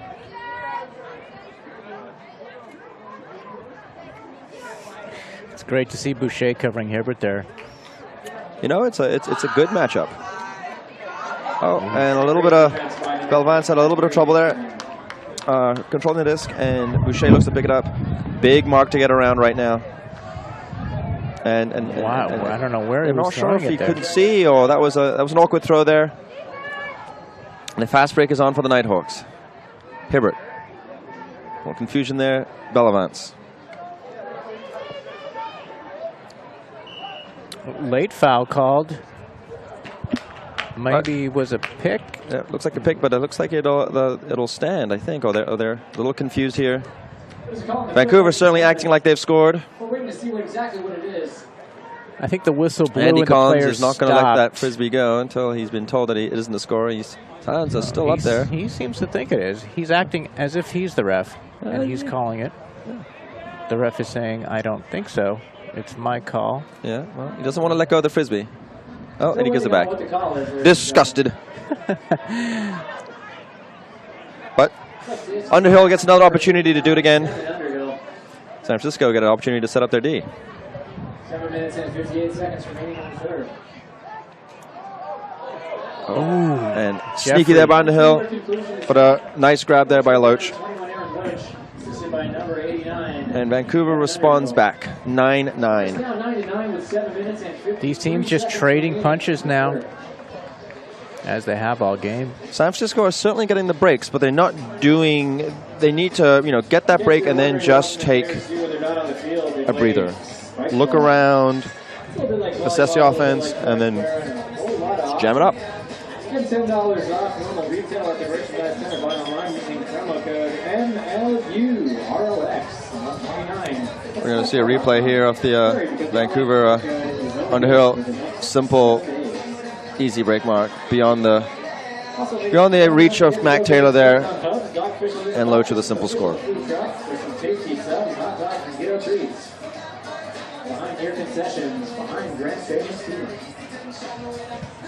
Hibbert with the pull. Barely gets it over. Number 16, James Yeager. Yeager picks it up. He's got Stearns deep. We haven't seen much from Stearns from his first two scores of the first 3 points of the game, but a great grab there by Stearns. Finds Yoka and McCarty for score. And that is simple stuff. You could see Yeager's eyes from up here in the commentary booth. He was looking for Stearns all the way as soon as he picked up that disc. And Stearns is certainly a big target. Did a great job, brought it down, read it well. Had a couple scores in the first quarter and back again. Found Sojioka, who then looked around and found McCarty. Hard to miss McCarty with that hair. But anyway, here you go. Yeager, big throw. Stearns boxes out well, grabs the disc. Good attempt there by Vancouver. Sojioka, simple, and everything's done. Smart play by Stearns. They're looking backwards instead of just keeping his eyes on the goal to set that score up. Assistant coach Rubes there talking to Yeager. Yeager's just having his arms out straight. He's like, of course, have you seen my receiver? I can throw anything. That guy can catch everything. Grant taking over, pulling duties again. Throws up a floaty pole. By number 13, Tyler Grant. Better Number 89, Kevin. result this time. Yeah. Kissman. And it's a. Oh, and Wong just Brendan Wong that just missed that. That was catchable. Yeah. I think he was surprised that it was so far off the ground. Boucher waiting for stuff to set up. Picks up the disc. Mac Taylor going deep. Dixon, nice swing out there to Drew Kim, who has Jeffrey, looks him off. Sees the charging Grant, looks him off as well. Finds Kissman. Ooh, shoestring grab there by Taylor. Right on the ankles. We're going to get a little 10-yard. And he was fouled. Wow. Mac Taylor now has right in the end zone, has plenty of opportunities. Oh, no, they're going to call that He's a going to call that a foul. And he's got to go they're gonna catch look his big. guy. He's got to go catch him. Mac Taylor can do this. Oh, nice Oh, grab what a there by great catch. Barazan. And he takes an immediate timeout. And they're still talking about that last play that Mac Taylor, I think it was resulted in a because I think he turnover. believed that he just stepped on the disc and it was still in his hand, but being stepped on the disc would pull it out of his hands more of a strip. But referees didn't see anything. it's their call ultimately. So Yeah. it's still, even if you're not happy with the call, you still got to get back on D. Though, Got to Sean. get back. Yeah, I agree. I think Taylor was as surprised as everyone else here in the stadium. Oh, what happened there? And we'll hopefully get a chance to see that again. There's Barazan. He's watching. He's got his eyes on the disc, and he makes a nice, simple. Well, actually, it's a very, very nice Wow. one-handed grab. Beautiful catch. Immediately gets up, recognizes he doesn't have opportunities, and calls a timeout. Heads up play. Just want to remind you once again, ladies and gentlemen, Going to the timeout now. We have our disc toss contest. It's $1 for an entry, a chance to win prizes, merchandise, gear, and much, much more. $1 over at concessions. Also, just want to get yourself all your food and beverage needs. Just coming back in on number 5, John Norris. 6 minutes and 41 seconds. Drew Kim on Norris. It looks like they're forcing away. But they really like to break it.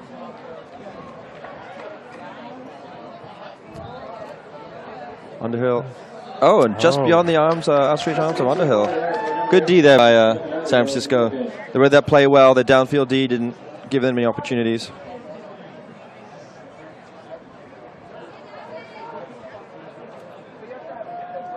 Not much for Boucher right here.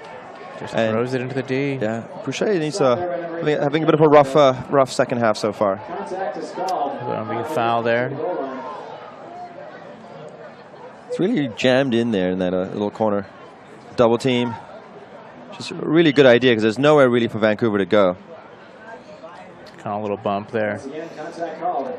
Really, half the distance to the goal line is really just a step. Can't really go anywhere. No. Dump's not there. Good D by San Francisco. Oh, boy. Oh, the greatest opportunity. Oh. Well, that was just a lot of confusion, but I believe he was out of bounds anyways. But a valiant attempt there by Brendan Wong. As you can see, heads-up play, athletic ability, but unfortunately jumped from out of bounds. For fans that don't know, if the disc is going out of bounds, a player can catch it as long as he starts in bounds and throw it back in bounds. That's called a greatest. San Francisco really can't hold on to the disc when there's a double team. They've got to look to get that out real quickly. Oh, and Grant, what happened there? Grant had all the opportunity to do it. I think San Francisco's holding on to the disc too long. They need to move it quickly. Just send it back and get a dump, rhythm swing, going. yeah, and get it going. Oops. Oh, both teams seem It's to be contagious here. terrible case of the dropsies. Mac Taylor surrounded by 4 Nighthawks. They're I gonna call don't like that to foul. do quadruple teaming I yet. don't think so. Ladies and gentlemen, a long and arduous point.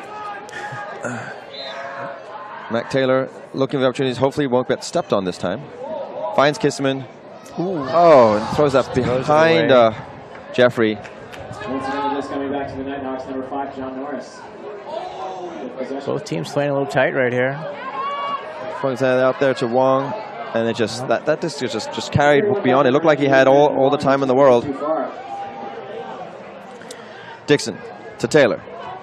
Taylor looking big, holds it in. Looks for Grant. Grant has it. Has Kim. This is good stuff here by San Francisco. Looking for the simple throw. Kissman. to Taylor. San Francisco stack a little deep. Boucher. Just, I think that throw's intended for Jeffrey, but certainly sailed. Kissman a little confused there as Leduc just ran circles around him. Smart play by Kissman to drop off his man and go cover in the end zone. Drew Kim. Barazan. Back to Leduc. Wow, they were just outplayed there. Very simple stuff there. And Chatu with the final score. But I think San Francisco done a lot better there. I was a little disappointed in how they played that point. They had plenty of opportunities. I just think they were holding on the disc too long in the first part of that point, and then after that, I think they just tunneling in on the wrong people. They've got to keep. They're much more successful when as soon as they get their disc, they find that open player and they move it. Yeah. And enough of those throws, and you'll get that big opportunity to throw a mid-sized to deep shot. And we have to tip our hat to Vancouver for taking advantage of a turnover, working it back down the field, and actually it's 10-10, but there's still plenty of time left in this quarter. It's 3 minutes and 30 seconds, but a close and tight game. And here we go, Nighthawks about to. Here's the thing, Leduc. Balance back to Leduc, and then he finds Chatu. And look at the Dogfish just standing around really on that play. I think they were exhausted. I think that was as you heard Shai, the on-field commentator, say, long and arduous point. But Bellinger is just going to throw it deep. Oh, and it's just beyond the outstretched hands of Bryden. If you're going to do that, let's get the D in this part of the field.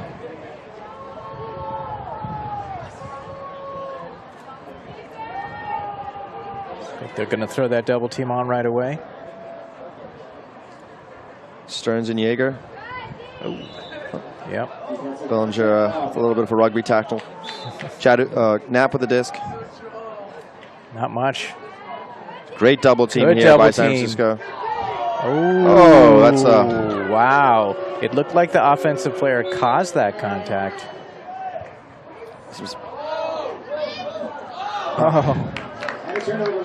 Oh, that's that type. That sort of describes the game right now. Yep. Might have been a little calmer. It's getting a little chippy there. Yeager walks up 10 yards, courtesy of Hibbert. Ooh. And that. It's a good idea. Adamson sort of slipped. Big huck. It's a big huck there. Hibbert's the intended receiver. It is floating. Ooh. Oh, and wow. Fantastic. Weaver just came out of nowhere there. He just read the play, recognized it's floating, and that's good heads-up D. We need more of that from San Francisco. Yeager picking up the disc. Morgan with a big mark. Oh, and Jackson Stearns is the intended receiver. And I think content just to get it down to that end zone. I think San Francisco, they're just getting a little nervous here. Like, need to refocus. Recognize that, they don't have to play. Oh, well, there it is. Stearns with the right place. Bryden has time. Throws his favorite lefty and certainly rushed the play. He had a dump there. There doesn't seem to be too much on-field communication here by San Francisco. Again, Boucher not out there. Uh-oh. Wow. That didn't look good from the get-go. I think all 14 of these players need to go out for a beer after this. Well, this wind is not making anyone's throws look good, that's for sure. It certainly isn't, but some tough stuff. Some like veteran calls here, it's like just step into the play, get that foul halfway. Doesn't really help you to get that much closer. A big hammer, and that's just not going to happen. It's like they don't know. Ladies and gentlemen, another turn of possession. You to Takuya. Hibbert looking to go big, and that is, I think both these teams are recognizing that they trust their D more than they trust their O. It's like they're playing hockey and they're just icing the puck down there. Are you a big hockey fan? I'm not a huge fan. It's the seventh hockey reference you've made. I mean, fair enough. It is the playoffs. It is the playoffs. Yeah. That's going to be a turn. Bounced.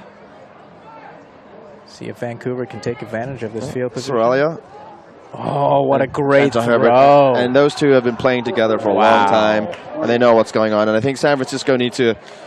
This is they need to get their experienced line out there. That's no big deal. They had their opportunities and they got scored on, but this is not the time. This is the time when you answer right back and then come out again.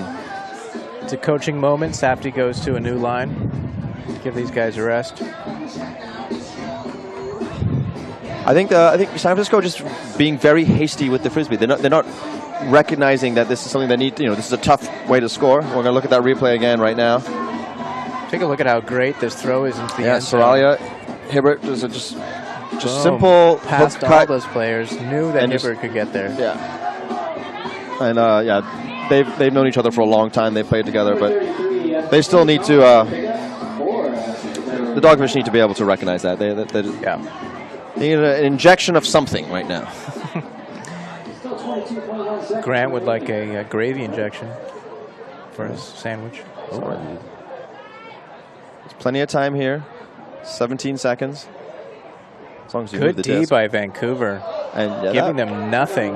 Gave them nothing, but Boucher. That you have to call that. Yeah, well, there's still 9 seconds left. San Francisco need 9 seconds of really tough D here. These two teams getting physical. It's a little discussion here between the referees, but has Hibbert taken a break yet? He's out. No, he's in there. Jeez. Love to hear the stats on how many points he's played. I would say over 75% of them. The red hair does give him some extra energy. Oh, nice throw. That's a nice throw by San Francisco. Well, the good news is we still have 8.6 seconds to score, but San Francisco, that was not the answer they needed right now. San Francisco getting outplayed in this quarter. Definitely. Vancouver is certainly asking a lot of questions of San Francisco, and San Francisco do not have the answers right now. And this has been true of the season for San Francisco. They've been in the game for at least half of it, and then they don't have the momentum to take them through the end of the game. All right, look at that quick replay of the score now, and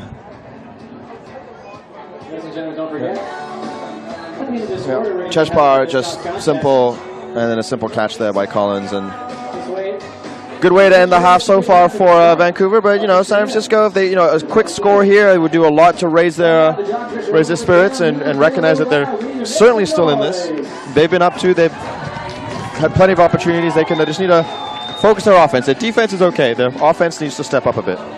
What's San Francisco going to do here, Sean? Maybe I think a string play, or I think it's let the disc if you can catch it. If not, just let it drop. A dish and a huck. Or if it's just Bellinger, a huck. You called it. There's the huck. Right in the hands of Hibbert, who certainly is not going to take a point off, because why? He'll also huck it, and then the time runs out. And that was actually a very important D to get, because that throw went off before the time went off. Well, it's 11-10. It's 12-10 Nighthawks with a quarter left.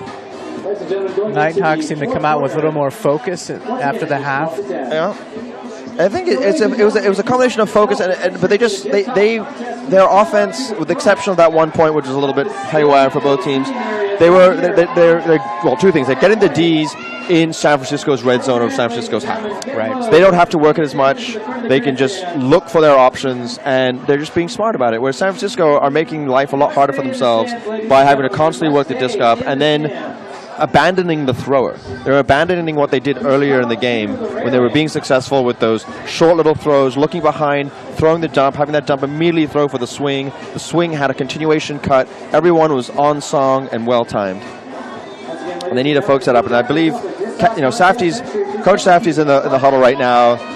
He needs the players. A couple of heads are down. They need to get those heads up. They got to know that they are the Dogfish. They are a phenomenal team. They can do this. Just a couple tweaks on D, a little bit of focus on O, and they're right back in this. Remember what number is yours on the bottom of the disc. After the disc toss contest happens, please retrieve your discs. I believe San Francisco is going to be on. Actually, I have no idea what they're going to be on. Ladies and gentlemen, are Any you idea? ready? They are on defense. Let's let 'em rip. Let's go.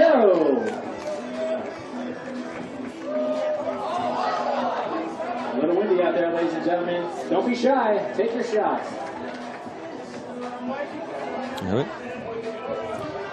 MLU Ultimate on Facebook. Get more Yeah, they have a lot of, it's a great place to check out a lot of the clips and plays of the week. Absolutely. You can like it. You can get your friends to that aren't aware of what Ultimate is. They'll see that you're on a great clip. Very close, ladies and gentlemen. We'll see each team has their own Facebook page and their own Twitter feed. page. Yeah. That's right.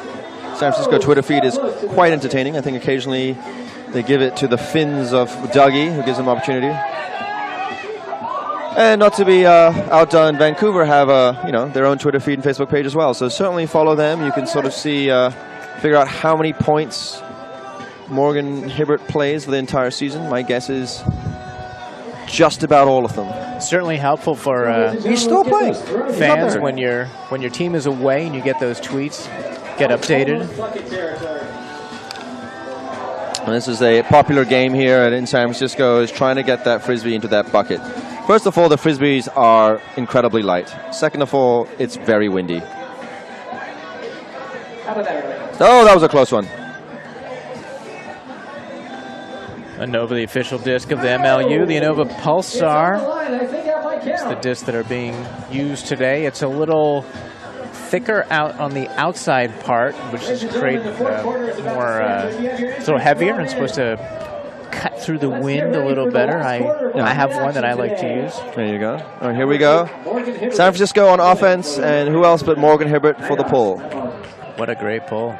That's a very nice pull. That is going to go to the fences. Out of here, all the way down to say. San Jose.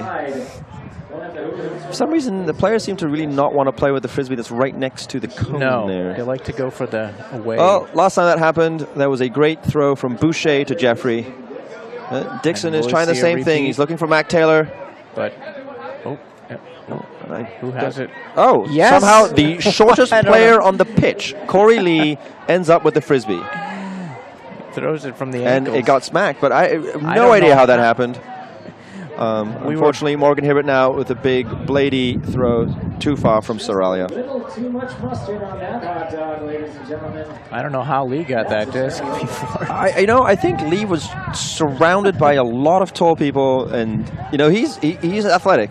He is a like I said earlier, a squirrelier player. Good, got good throws. That looks like that's going to be a foul. Yes. Morgan Hibbert is definitely known in the ultimate world as someone not afraid to use the whole body. Use the whole body. He's got a lot of it to use. And he's going to have to put the armband of shame on. It's coming out. This is my favorite part of the game. He has to wear that, and he has to wear that with pride. The armband of shame for Morgan Hibbert.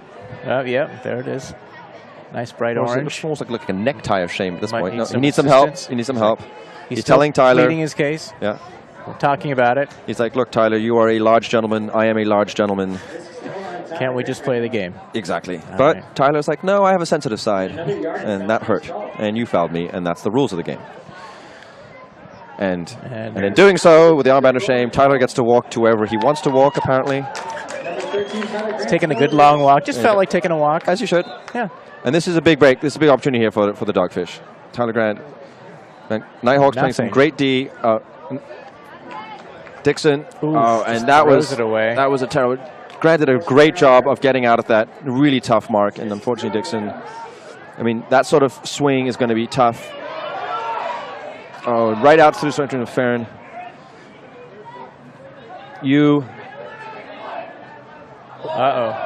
And that just bounced off Cohen's hands right there. That was catchable. Look for their small stuff. A little lethargic on the cuts for Dogfish. Oh, got lucky there. Lucky there, but Vancouver's playing fantastic D. And Kissman back to the huck for looking Farron. for Farron. Farron has time. Looking for Lee. And that's a smart play by Farron. Farron, you can always trust Farron to make the smart play there. Looking for just to get the disc moving. Farron's open. Oh, good bid. Taylor rushed that a little bit too much. Athletic bid there by Farron, but little air under it. I think if San Francisco get the Frisbee again, they should call a timeout. And it looks like they might. They're looking a bit gassed right now. Yeah. That's Pollard picks it up. Finds Taylor. The good thing is both sides are gassed. And Taylor is that was a lazy throw. That's a I want this point to be over type throw. Dogfish, your support. Let's get loud. Let's make some noise. Like a couple of boxers just hugging it out. Yep. Waiting for the bell to ring. Yeah. If it isn't the Nighthawks versus the Dogfish, it's Grant versus Hibbert.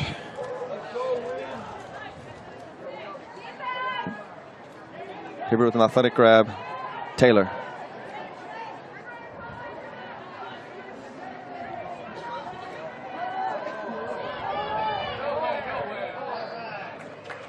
San Francisco get the disc back again.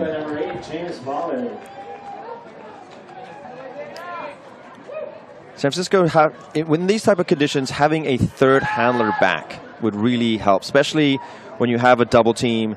Because if Kisselman gets the disc right now, which he will, he has nothing really to throw to. Grant comes in and saves the day, looks for a big huck to Farron, who's glided by Saraglia. Ooh.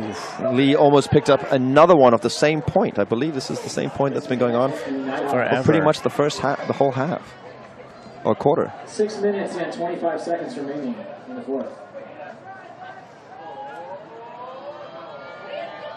Oh, Pollard with some exciting D, but the D nonetheless. What? There's a call on the play. No, I believe it's just everything's fine. Okay. Oh, Pollard, look for Lee, look for the short stuff, guys. Here we go. Oh boy, keep Dixon. swinging, keep swinging. Kissman. Grant never ceases to be tired. Oh, to be energetic. Sorry. Oh, unfortunately, throws behind Lee.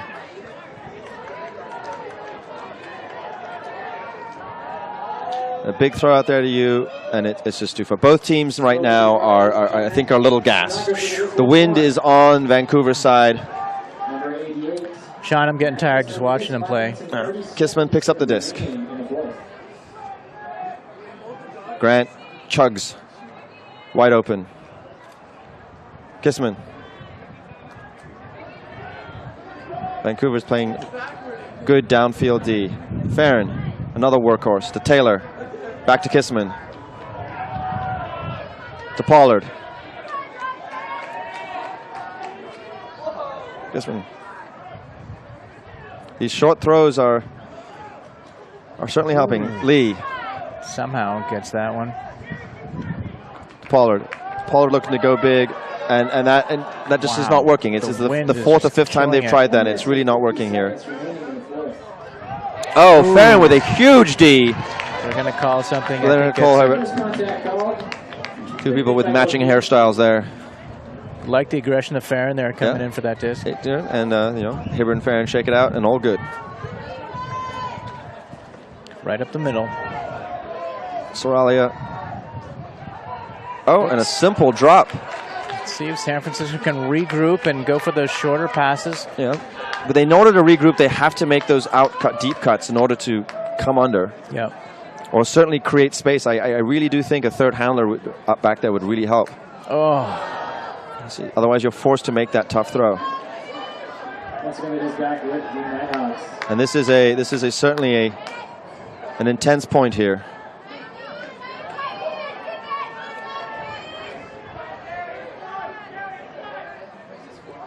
Oh. Oh, it was a travel, I believe. Or a stall count. Stall count. That's right.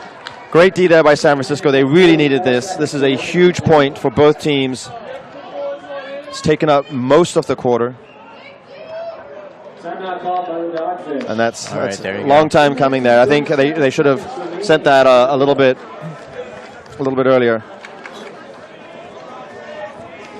I'm going to see that. Right beyond the outstretched arms of Grant. Nice bid there by Farron. Indeed, a bit of a foul, but going aggressively for the Hibbert disc. has certainly thrown his share of body counters, but he respects it. They both respect it. They both recognize that they're just playing this game. They're playing it hard. Good spirit on both players right there. Wow, watching San Francisco come off the field there, they are gassed, but they got a new group of players. At Glen Park Station. Clock is not in their favor. 3 and 37 seconds to go to make up a 2-point deficit. I think it's entirely possible. You've seen how quickly they can move. You know, when they're on song, like we said earlier, how quickly they can move the disc. They can score. They've got plenty of time. I think that's not necessarily the concern right now. The concern is to score and then to score again, obviously. But to do it in a, you know, they can't have these long points. I don't believe they've scored in this quarter yet. I believe this could be the first. I still think this is the first point of the quarter still. It's 12-10.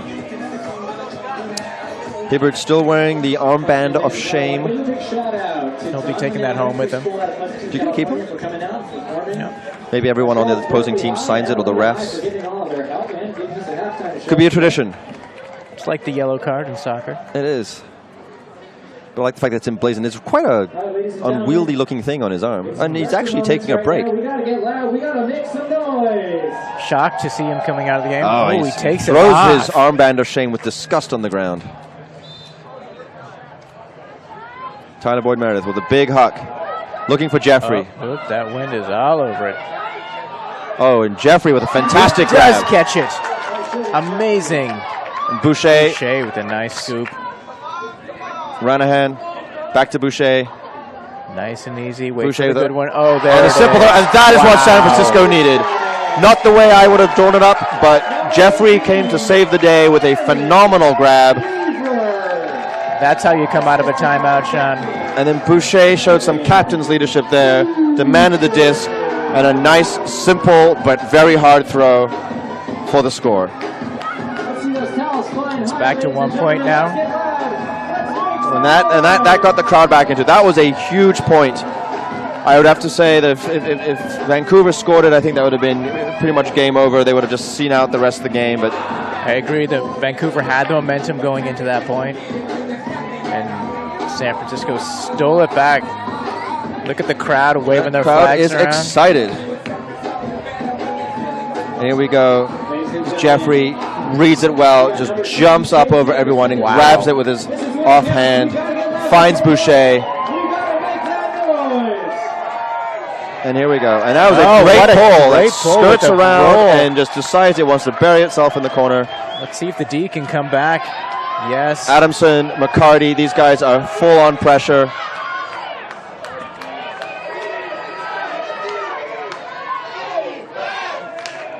Crowd chanting defense, really trying to get their Dogfish up, and it works. Braden just stood there, but with enough of a presence to get the D. Maybe the chance of defense got into Loach's head. Great opportunity for the Dogfish to tie it up here. Nice and easy. Jaeger looking for what he needs to find. Finds Bellinger. Bellinger with an outstretched hand, almost has it. And a big huck happening, and Vancouver just wants to get rid of the Frisbee. They recognize that San Francisco's having a little trouble working the disc, and is pretty content to just huck it downfield. Well, they've been playing good defense, so why not let their defense dictate? Bryden is having a fantastic game, just constantly open. Stearns, great throw to Adamson. Adamson finds Jaeger. Lovely little dish. San Francisco are stranding their plays a little bit, but Jaeger finds Bellinger. Crafty play there. That was towing the line. That was towing the line. That the referee's going to discuss that, but that was a very interesting play. Both players were on the throw. He was on the line. The throw was inbounds. There's all discussion here from the referees. They're going to have to decide this. And we can look at we'll be able to see the replay. Unfortunately, the refs don't have that advantage. They're going to have to make the call. Looks like they're calling it off. San Francisco taking a page out of Vancouver's book with their hands up. It's like the refs are going to group together and get away from players and make the right call here. It looked like both the certainly a risky play. The throw was towing the line, as was the catch. So yeah. Well, the thrower was certainly in. If not, the referee should have called him out beforehand. Out of bounds. No, we're going to have to see this again. Well, San Francisco, I believe they are saying that they have the Frisbee or the disc, sorry, at the 5-yard line, I believe. A little bit of confusion here. But Bellinger has the disc on the 5-yard, 4-yard line. Interesting. And simple throw to Stearns. And the Dogfish and their fans are pumped up. I'm sure we'll get a replay of the point before, but that was big for Dogfish. 12-12 with 1:46 left. And we are channeling call by the refs. They didn't call it a score, but they didn't call it a turnover either. They basically called it a do-over. Essentially, but for some reason, I think they might have even called a foul because of the disc was moved up about 5 to 10 yards. Let's hopefully get another look at that. If not, certainly take our word on this. But and here we go. We're going to be able to check this out right now. Bellinger had the disc. He takes his time, and then he just has a simple throw there to Stearns for the score. Stearns is pumped. I think he believes he has 3 or 4 scores for the day. Boucher to pull. Pollard, Farron, Weiss, Lee, Jeffrey, and Kim out there. A pretty formidable defensive line here. Boucher goes back to the roller. As far as we're concerned, it's great because it passed the halfway line.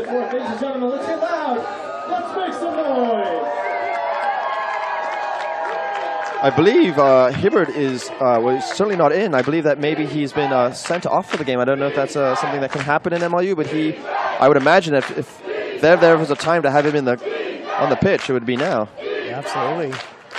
Dogfish with a double team and a mat there by Boucher. The captain comes up big at a key time.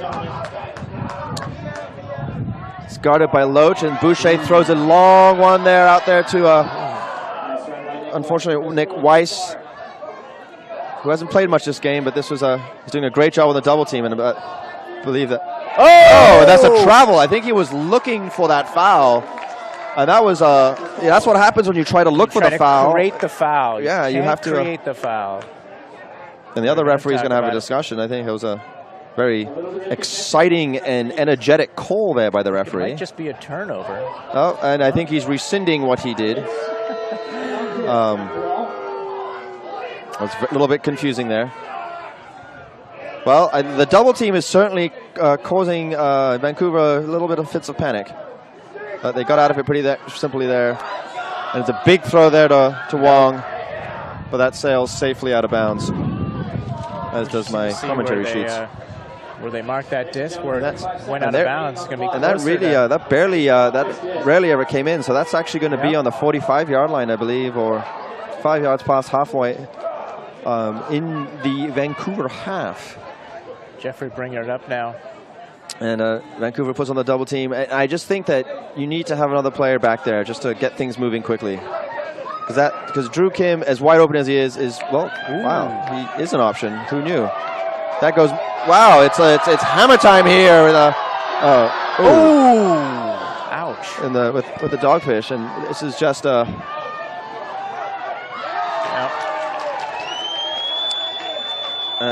looks like that we're going to go into extra frisbee.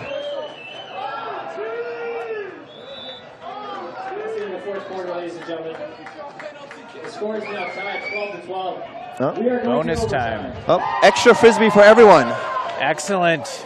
I believe they're going to take out the bucket, and everyone's going to try and throw the frisbees in there. Whatever team gets the most in wins. Is that how it works? Well, I had an idea that each team sends their best 5 players out, and they take turns throwing the disc down the field, and whichever team gets the most disc farthest is the winner. That's not too bad an idea. Or you could just keep playing frisbee. Yeah, that'd be good too. However, I would have a little surprised there. You know, I think Jeffrey had a spectacular hammer across field. You know, that's exactly what Vancouver wanted them to do, but it was just a perfect throw. But I think Drew Kim got a little bit too excited there and decided to try to replicate it, that throw by himself. It was a nice hammer, but honestly, Farron was not open. Briefly. Yeah. I think they had plenty of time on the clock to just maybe, 2 or 3 more throws for that score. Right. But the crowd is pumped up. Everyone's excited. This is a good, this is extra frisbee. They're getting more than they are. A bonus 5 minutes. Yeah. The Rally towels are flying high. Great game here. Both teams playing very well in pretty tough conditions. See some dubious dance moves by the Dogfish there. Yeah, well, I think you could potentially really end up hurting yourself that way, but Drew Kim explained to his teammates why that hammer was the right choice. They're going to reflip I'm sure it few here. will argue with him. This is a very important flip. So is Hibbert out, and does he get to come in to do flips? Vancouver wins the flip. Ladies and gentlemen, your San Francisco Dogfish have elected to start on the southern end of the field.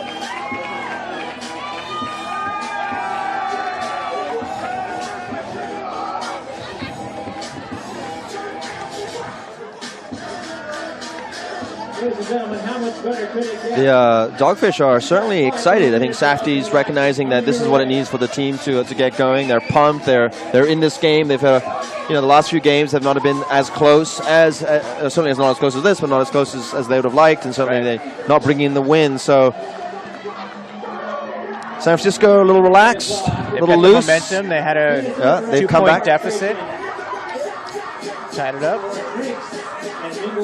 And they're going to be on O, I believe. It's actually a mystery. No one seems to know.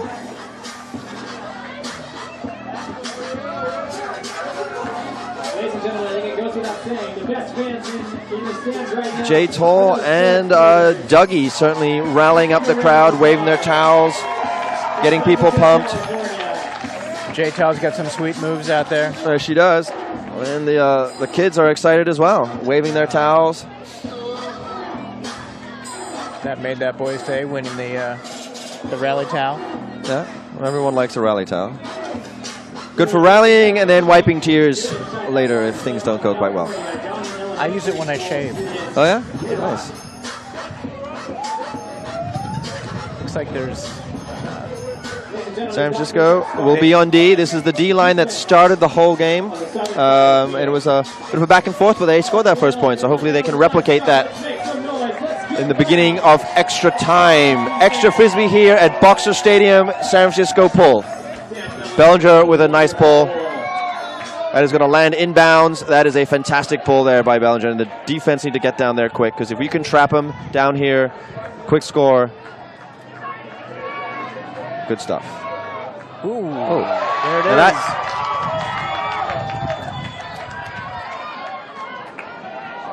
This Casino doesn't have too many options right now.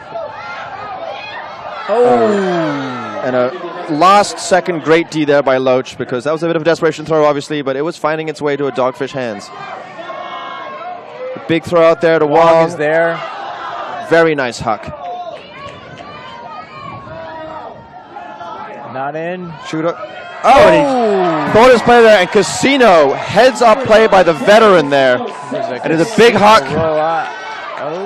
Oh, and just beyond the arms there of Weaver. But great D there by Casino. And this is just a bit of a slop fest right now. Bellinger takes his time. He finds Casino. Back to Bellinger. And this is where, yes, Weaver toes the line. He's in. Ranahan's pointing, but calls a timeout. Smart move there by Ranahan. The veteran players for San Francisco, and by veteran I don't mean played on San Francisco, but just old, are doing a good job. Ranahan, Casino, they've been in these positions before. We should note that San Francisco did win the flip, and they elected to choose which side of the field they were going to start on. Yeah. Instead of choosing to get the disc, and they chose the going with the wind. And that maybe will pay off here. Certainly. But I'd have to say, San Francisco have the offensive weapons that they don't have to fear such things as side and wind. They just need to focus and recognize that they have game plans and strategies depending on the weather, but not let the weather affect what their decisions are. But Coach Safdie, good call, puts on a strong defensive line, now has an offensive-minded group of 7 out there. What would you do in this position? Well, I think I would look to I'd look to center it and No, they're not going to do that. You know, it's just going to be a break mark throw for a score.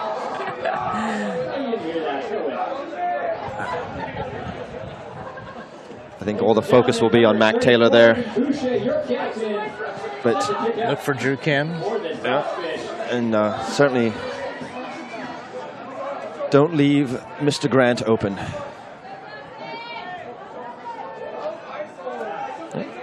Good D there by the Nighthawks. Uh-oh. Risky play, but Boucher quick and can jump. Drew Kim. Seems to be a call. Drew Kim gets to walk it up halfway towards the goal line. And he finds Boucher for the score. Boucher stuffs it, spikes the disc. Boucher is excited, and that was huge by San Francisco. Getting on the board and But it all started with that great pull there by Bellinger, who got all the way down in the corner. San Francisco came in hard. They made Vancouver, rush them into their throws and got that D, and then did a good job of working it around. San Francisco 13, Vancouver 12. 3 minutes and 20 seconds left in extra time. See how Vancouver responds now with the wind on their side. Take another look at that score. Nice and easy, and the spike right there. And Captain Boucher. Very Exclamation exciting. point. There seems to be another delay of some sort of delay of game thing over here, so maybe we'll really hope Boucher doesn't need a roller in this case. I believe he could be able to get that disc past the halfway line. I should hope so. But things going San Francisco's way right now. And it looks like they're making the Dogfish have to now go up and into the trees behind the field. This is rather odd. I've not seen this before. At some point, though, you would think that there's no more room left. Nighthawks also must start the back of their own end zone. Now with the roll, nice. Well, Into that's the technically the longest pull of the day, going that direction. Norris. It's Underhill. A little confusion on defense by the Dogfish. Yeah, Loach. Wide open, Vancouver. This is not. They need to put a little hard things. There's Vancouver just marched it all the way to the 10-yard line without any resistance. And Knapp being double teamed. Ooh. Throws it to the ground, but a great grab there by Vancouver. Knapp gets another opportunity to do something. The double team.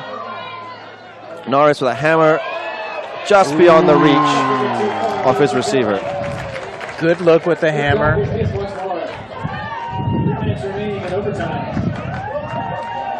Sean, Dogfish got a little lucky right there. They were scattered on defense. It's like they didn't know who they were covering. It was just very confusing. There seemed to be some miscommunication. Vancouver worked it up well, but at the right time, the Dogfish pulled it together. And the double team is on. Lee. Back to Boucher. Boucher playing a real captain's knock here. And a great pull there to Jeffrey. Jeffrey can read it. Ooh. Oh, and a nice D there by Leduc, who definitely loses some inches on Jeffrey there, but put himself in the right position and made a great defensive play. Vancouver get another opportunity. Oh, and it's a travel? No, it's a foul. Drew is helping the ref out by pointing out how far the Vancouver player traveled with that disc. Drew Kim is a very helpful person. He's the sort of person that will help you carry your groceries home and point out when you are not standing in the right place. Norris picks up the disc. Sean, as you mentioned, Hibbert is done for the day. He's out of this game. Yeah, and I think that's definitely having an effect. They're missing it. Oh, nice blocking. Vancouver with their little ticky-tacky stuff is working quite well for them. Boucher, Farron on the mark. Let's get loud, ladies and gentlemen. Let's make some noise.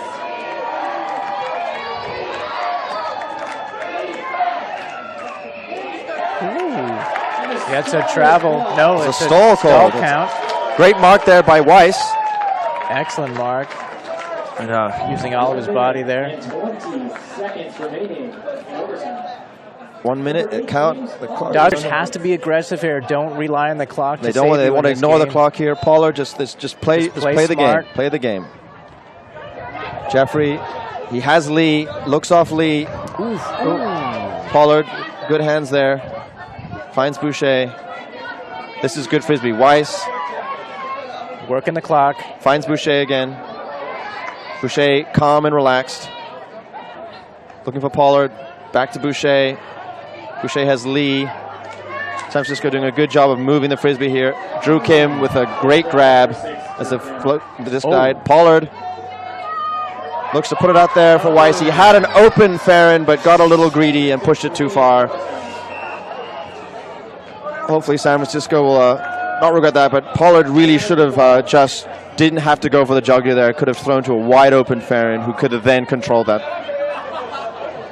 Hopefully get a chance to look at that again. We'll see. Here's a Weiss, just fantastic, just Very giving aggressive, him nothing. A lot of body. Loach has absolutely nothing. Weiss just great, and at that point it's just too far. Like he was proposing.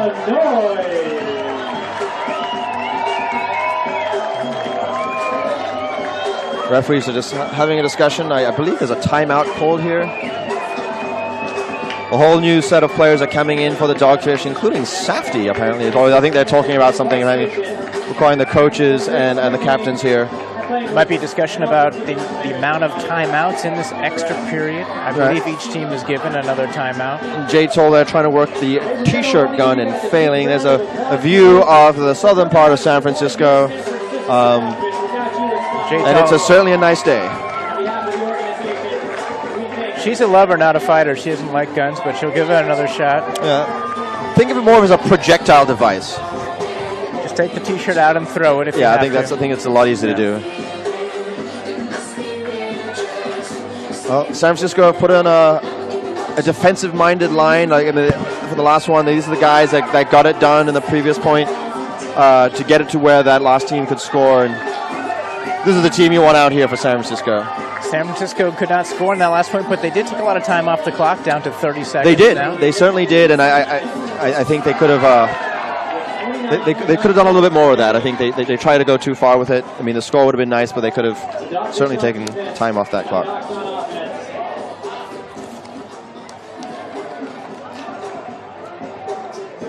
Ladies and gentlemen, let's make sure that the energy stays high. Vancouver coach was getting down on the grass, diagramming the play. Vancouver starting out as far away from the end zone they want to be in as they can. Down in that corner. Players getting rid of that cone there. Double team is on. Nice. Knapp. Oh, and a great bid there by, I believe that's Bellinger. No, that was Jaeger. 10 seconds on the clock. Wow. Spectacular bid, but unfortunately, just beyond the arms of Berezan, he was fully laid out there. And there, the time, and that is it. That's going to be it. Game over. Wow. What a game. What a great game, Sean. The crowd and ourselves could not have asked for anything better. Not at all. I think, San Francisco really needed 1-6 is tough. Not only for the standings, but morale. But the way they fought back, they were leading this game the whole time. Vancouver did a fantastic job of keep catching up, and then they did. They took the lead, and then I think the dismissal of Hibbert really, they didn't have that concrete foundation of someone who was pretty much playing every point and doing all the right things. And San Francisco stepped it up when they needed to. They scored those 2 points, and then they came out in extra time and got what they needed to get done. Yeah, you called it, Sean.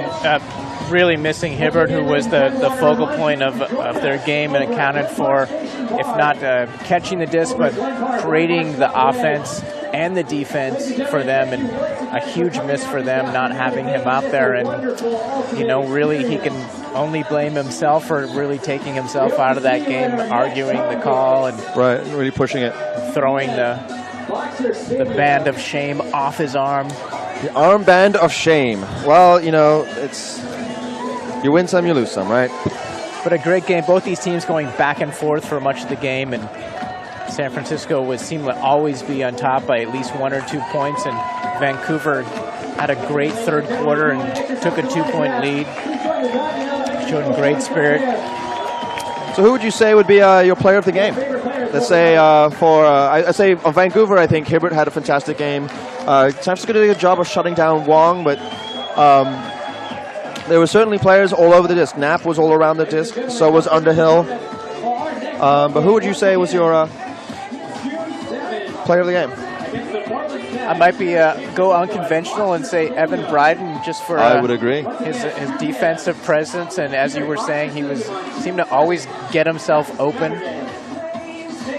And yeah, defense, and yes, doing the dirty work. Like doing you the little need things. you need the people to the workhorses, as it were. That's right. He did a great job. I think Bellinger had some nice hucks. Stearns certainly in the beginning of the game made some great grabs, but that was a gritty, dirty win for San Francisco. And I mean dirty in the sense of really just they worked their tails off. Yeah. And they believed in themselves, they believed in each other. Safdie believed in them. They had a couple of grueling points which they won. And it was a huge team effort, as we're saying, the difficulty we Great had. catch there by Kim. Look at that play by Kim. Picking a favorite player of this game because so many players contributed, just doing little bits here and there. I would say the player of the game would be the Dogfish. That's right. One way to look at that. I think they all played really well, and I'd have to say though that catch by Sojioka there just spectacular, and then having the wherewithal to throw the score to Bellinger. But Vancouver played really well. They're now going to be, I believe, 2-3, but right. they still have they have a couple more games to catch up, and that's a good team. They're much more improved than last year, I think. Yeah. So what's on tap next week? We've got one game tomorrow in MLU, Boston at Philadelphia. Oh. And then looking at the schedule coming up, next week's pretty light week. There are no games here.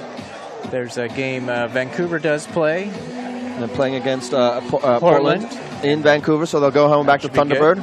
Get to regroup there, playing at home. And players here signing the discs. Everyone here in San Francisco is happy. We're happy. 13-12 Dogfish. Fantastic game. Dogfish will be back in a couple weeks. Just want to get the next home game for the Dogfish. I've got that scheduled That's here. right, yeah. It's going to be on June 7th. Portland will come to town, and then we get to see this Vancouver team once more on the June 21st. So a couple games next month to look forward to. I hope that we'll all see you back here at Boxer Stadium for another great game. Yeah, fantastic. There's a nice picture there of Grant having a great mark. We'd like to thank everyone here on the crew at MLU for providing. We see their names now.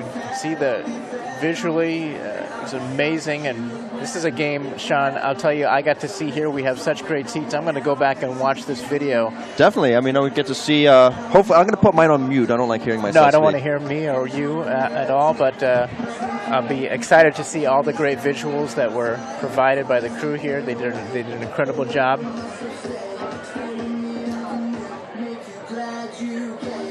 All right. All from us.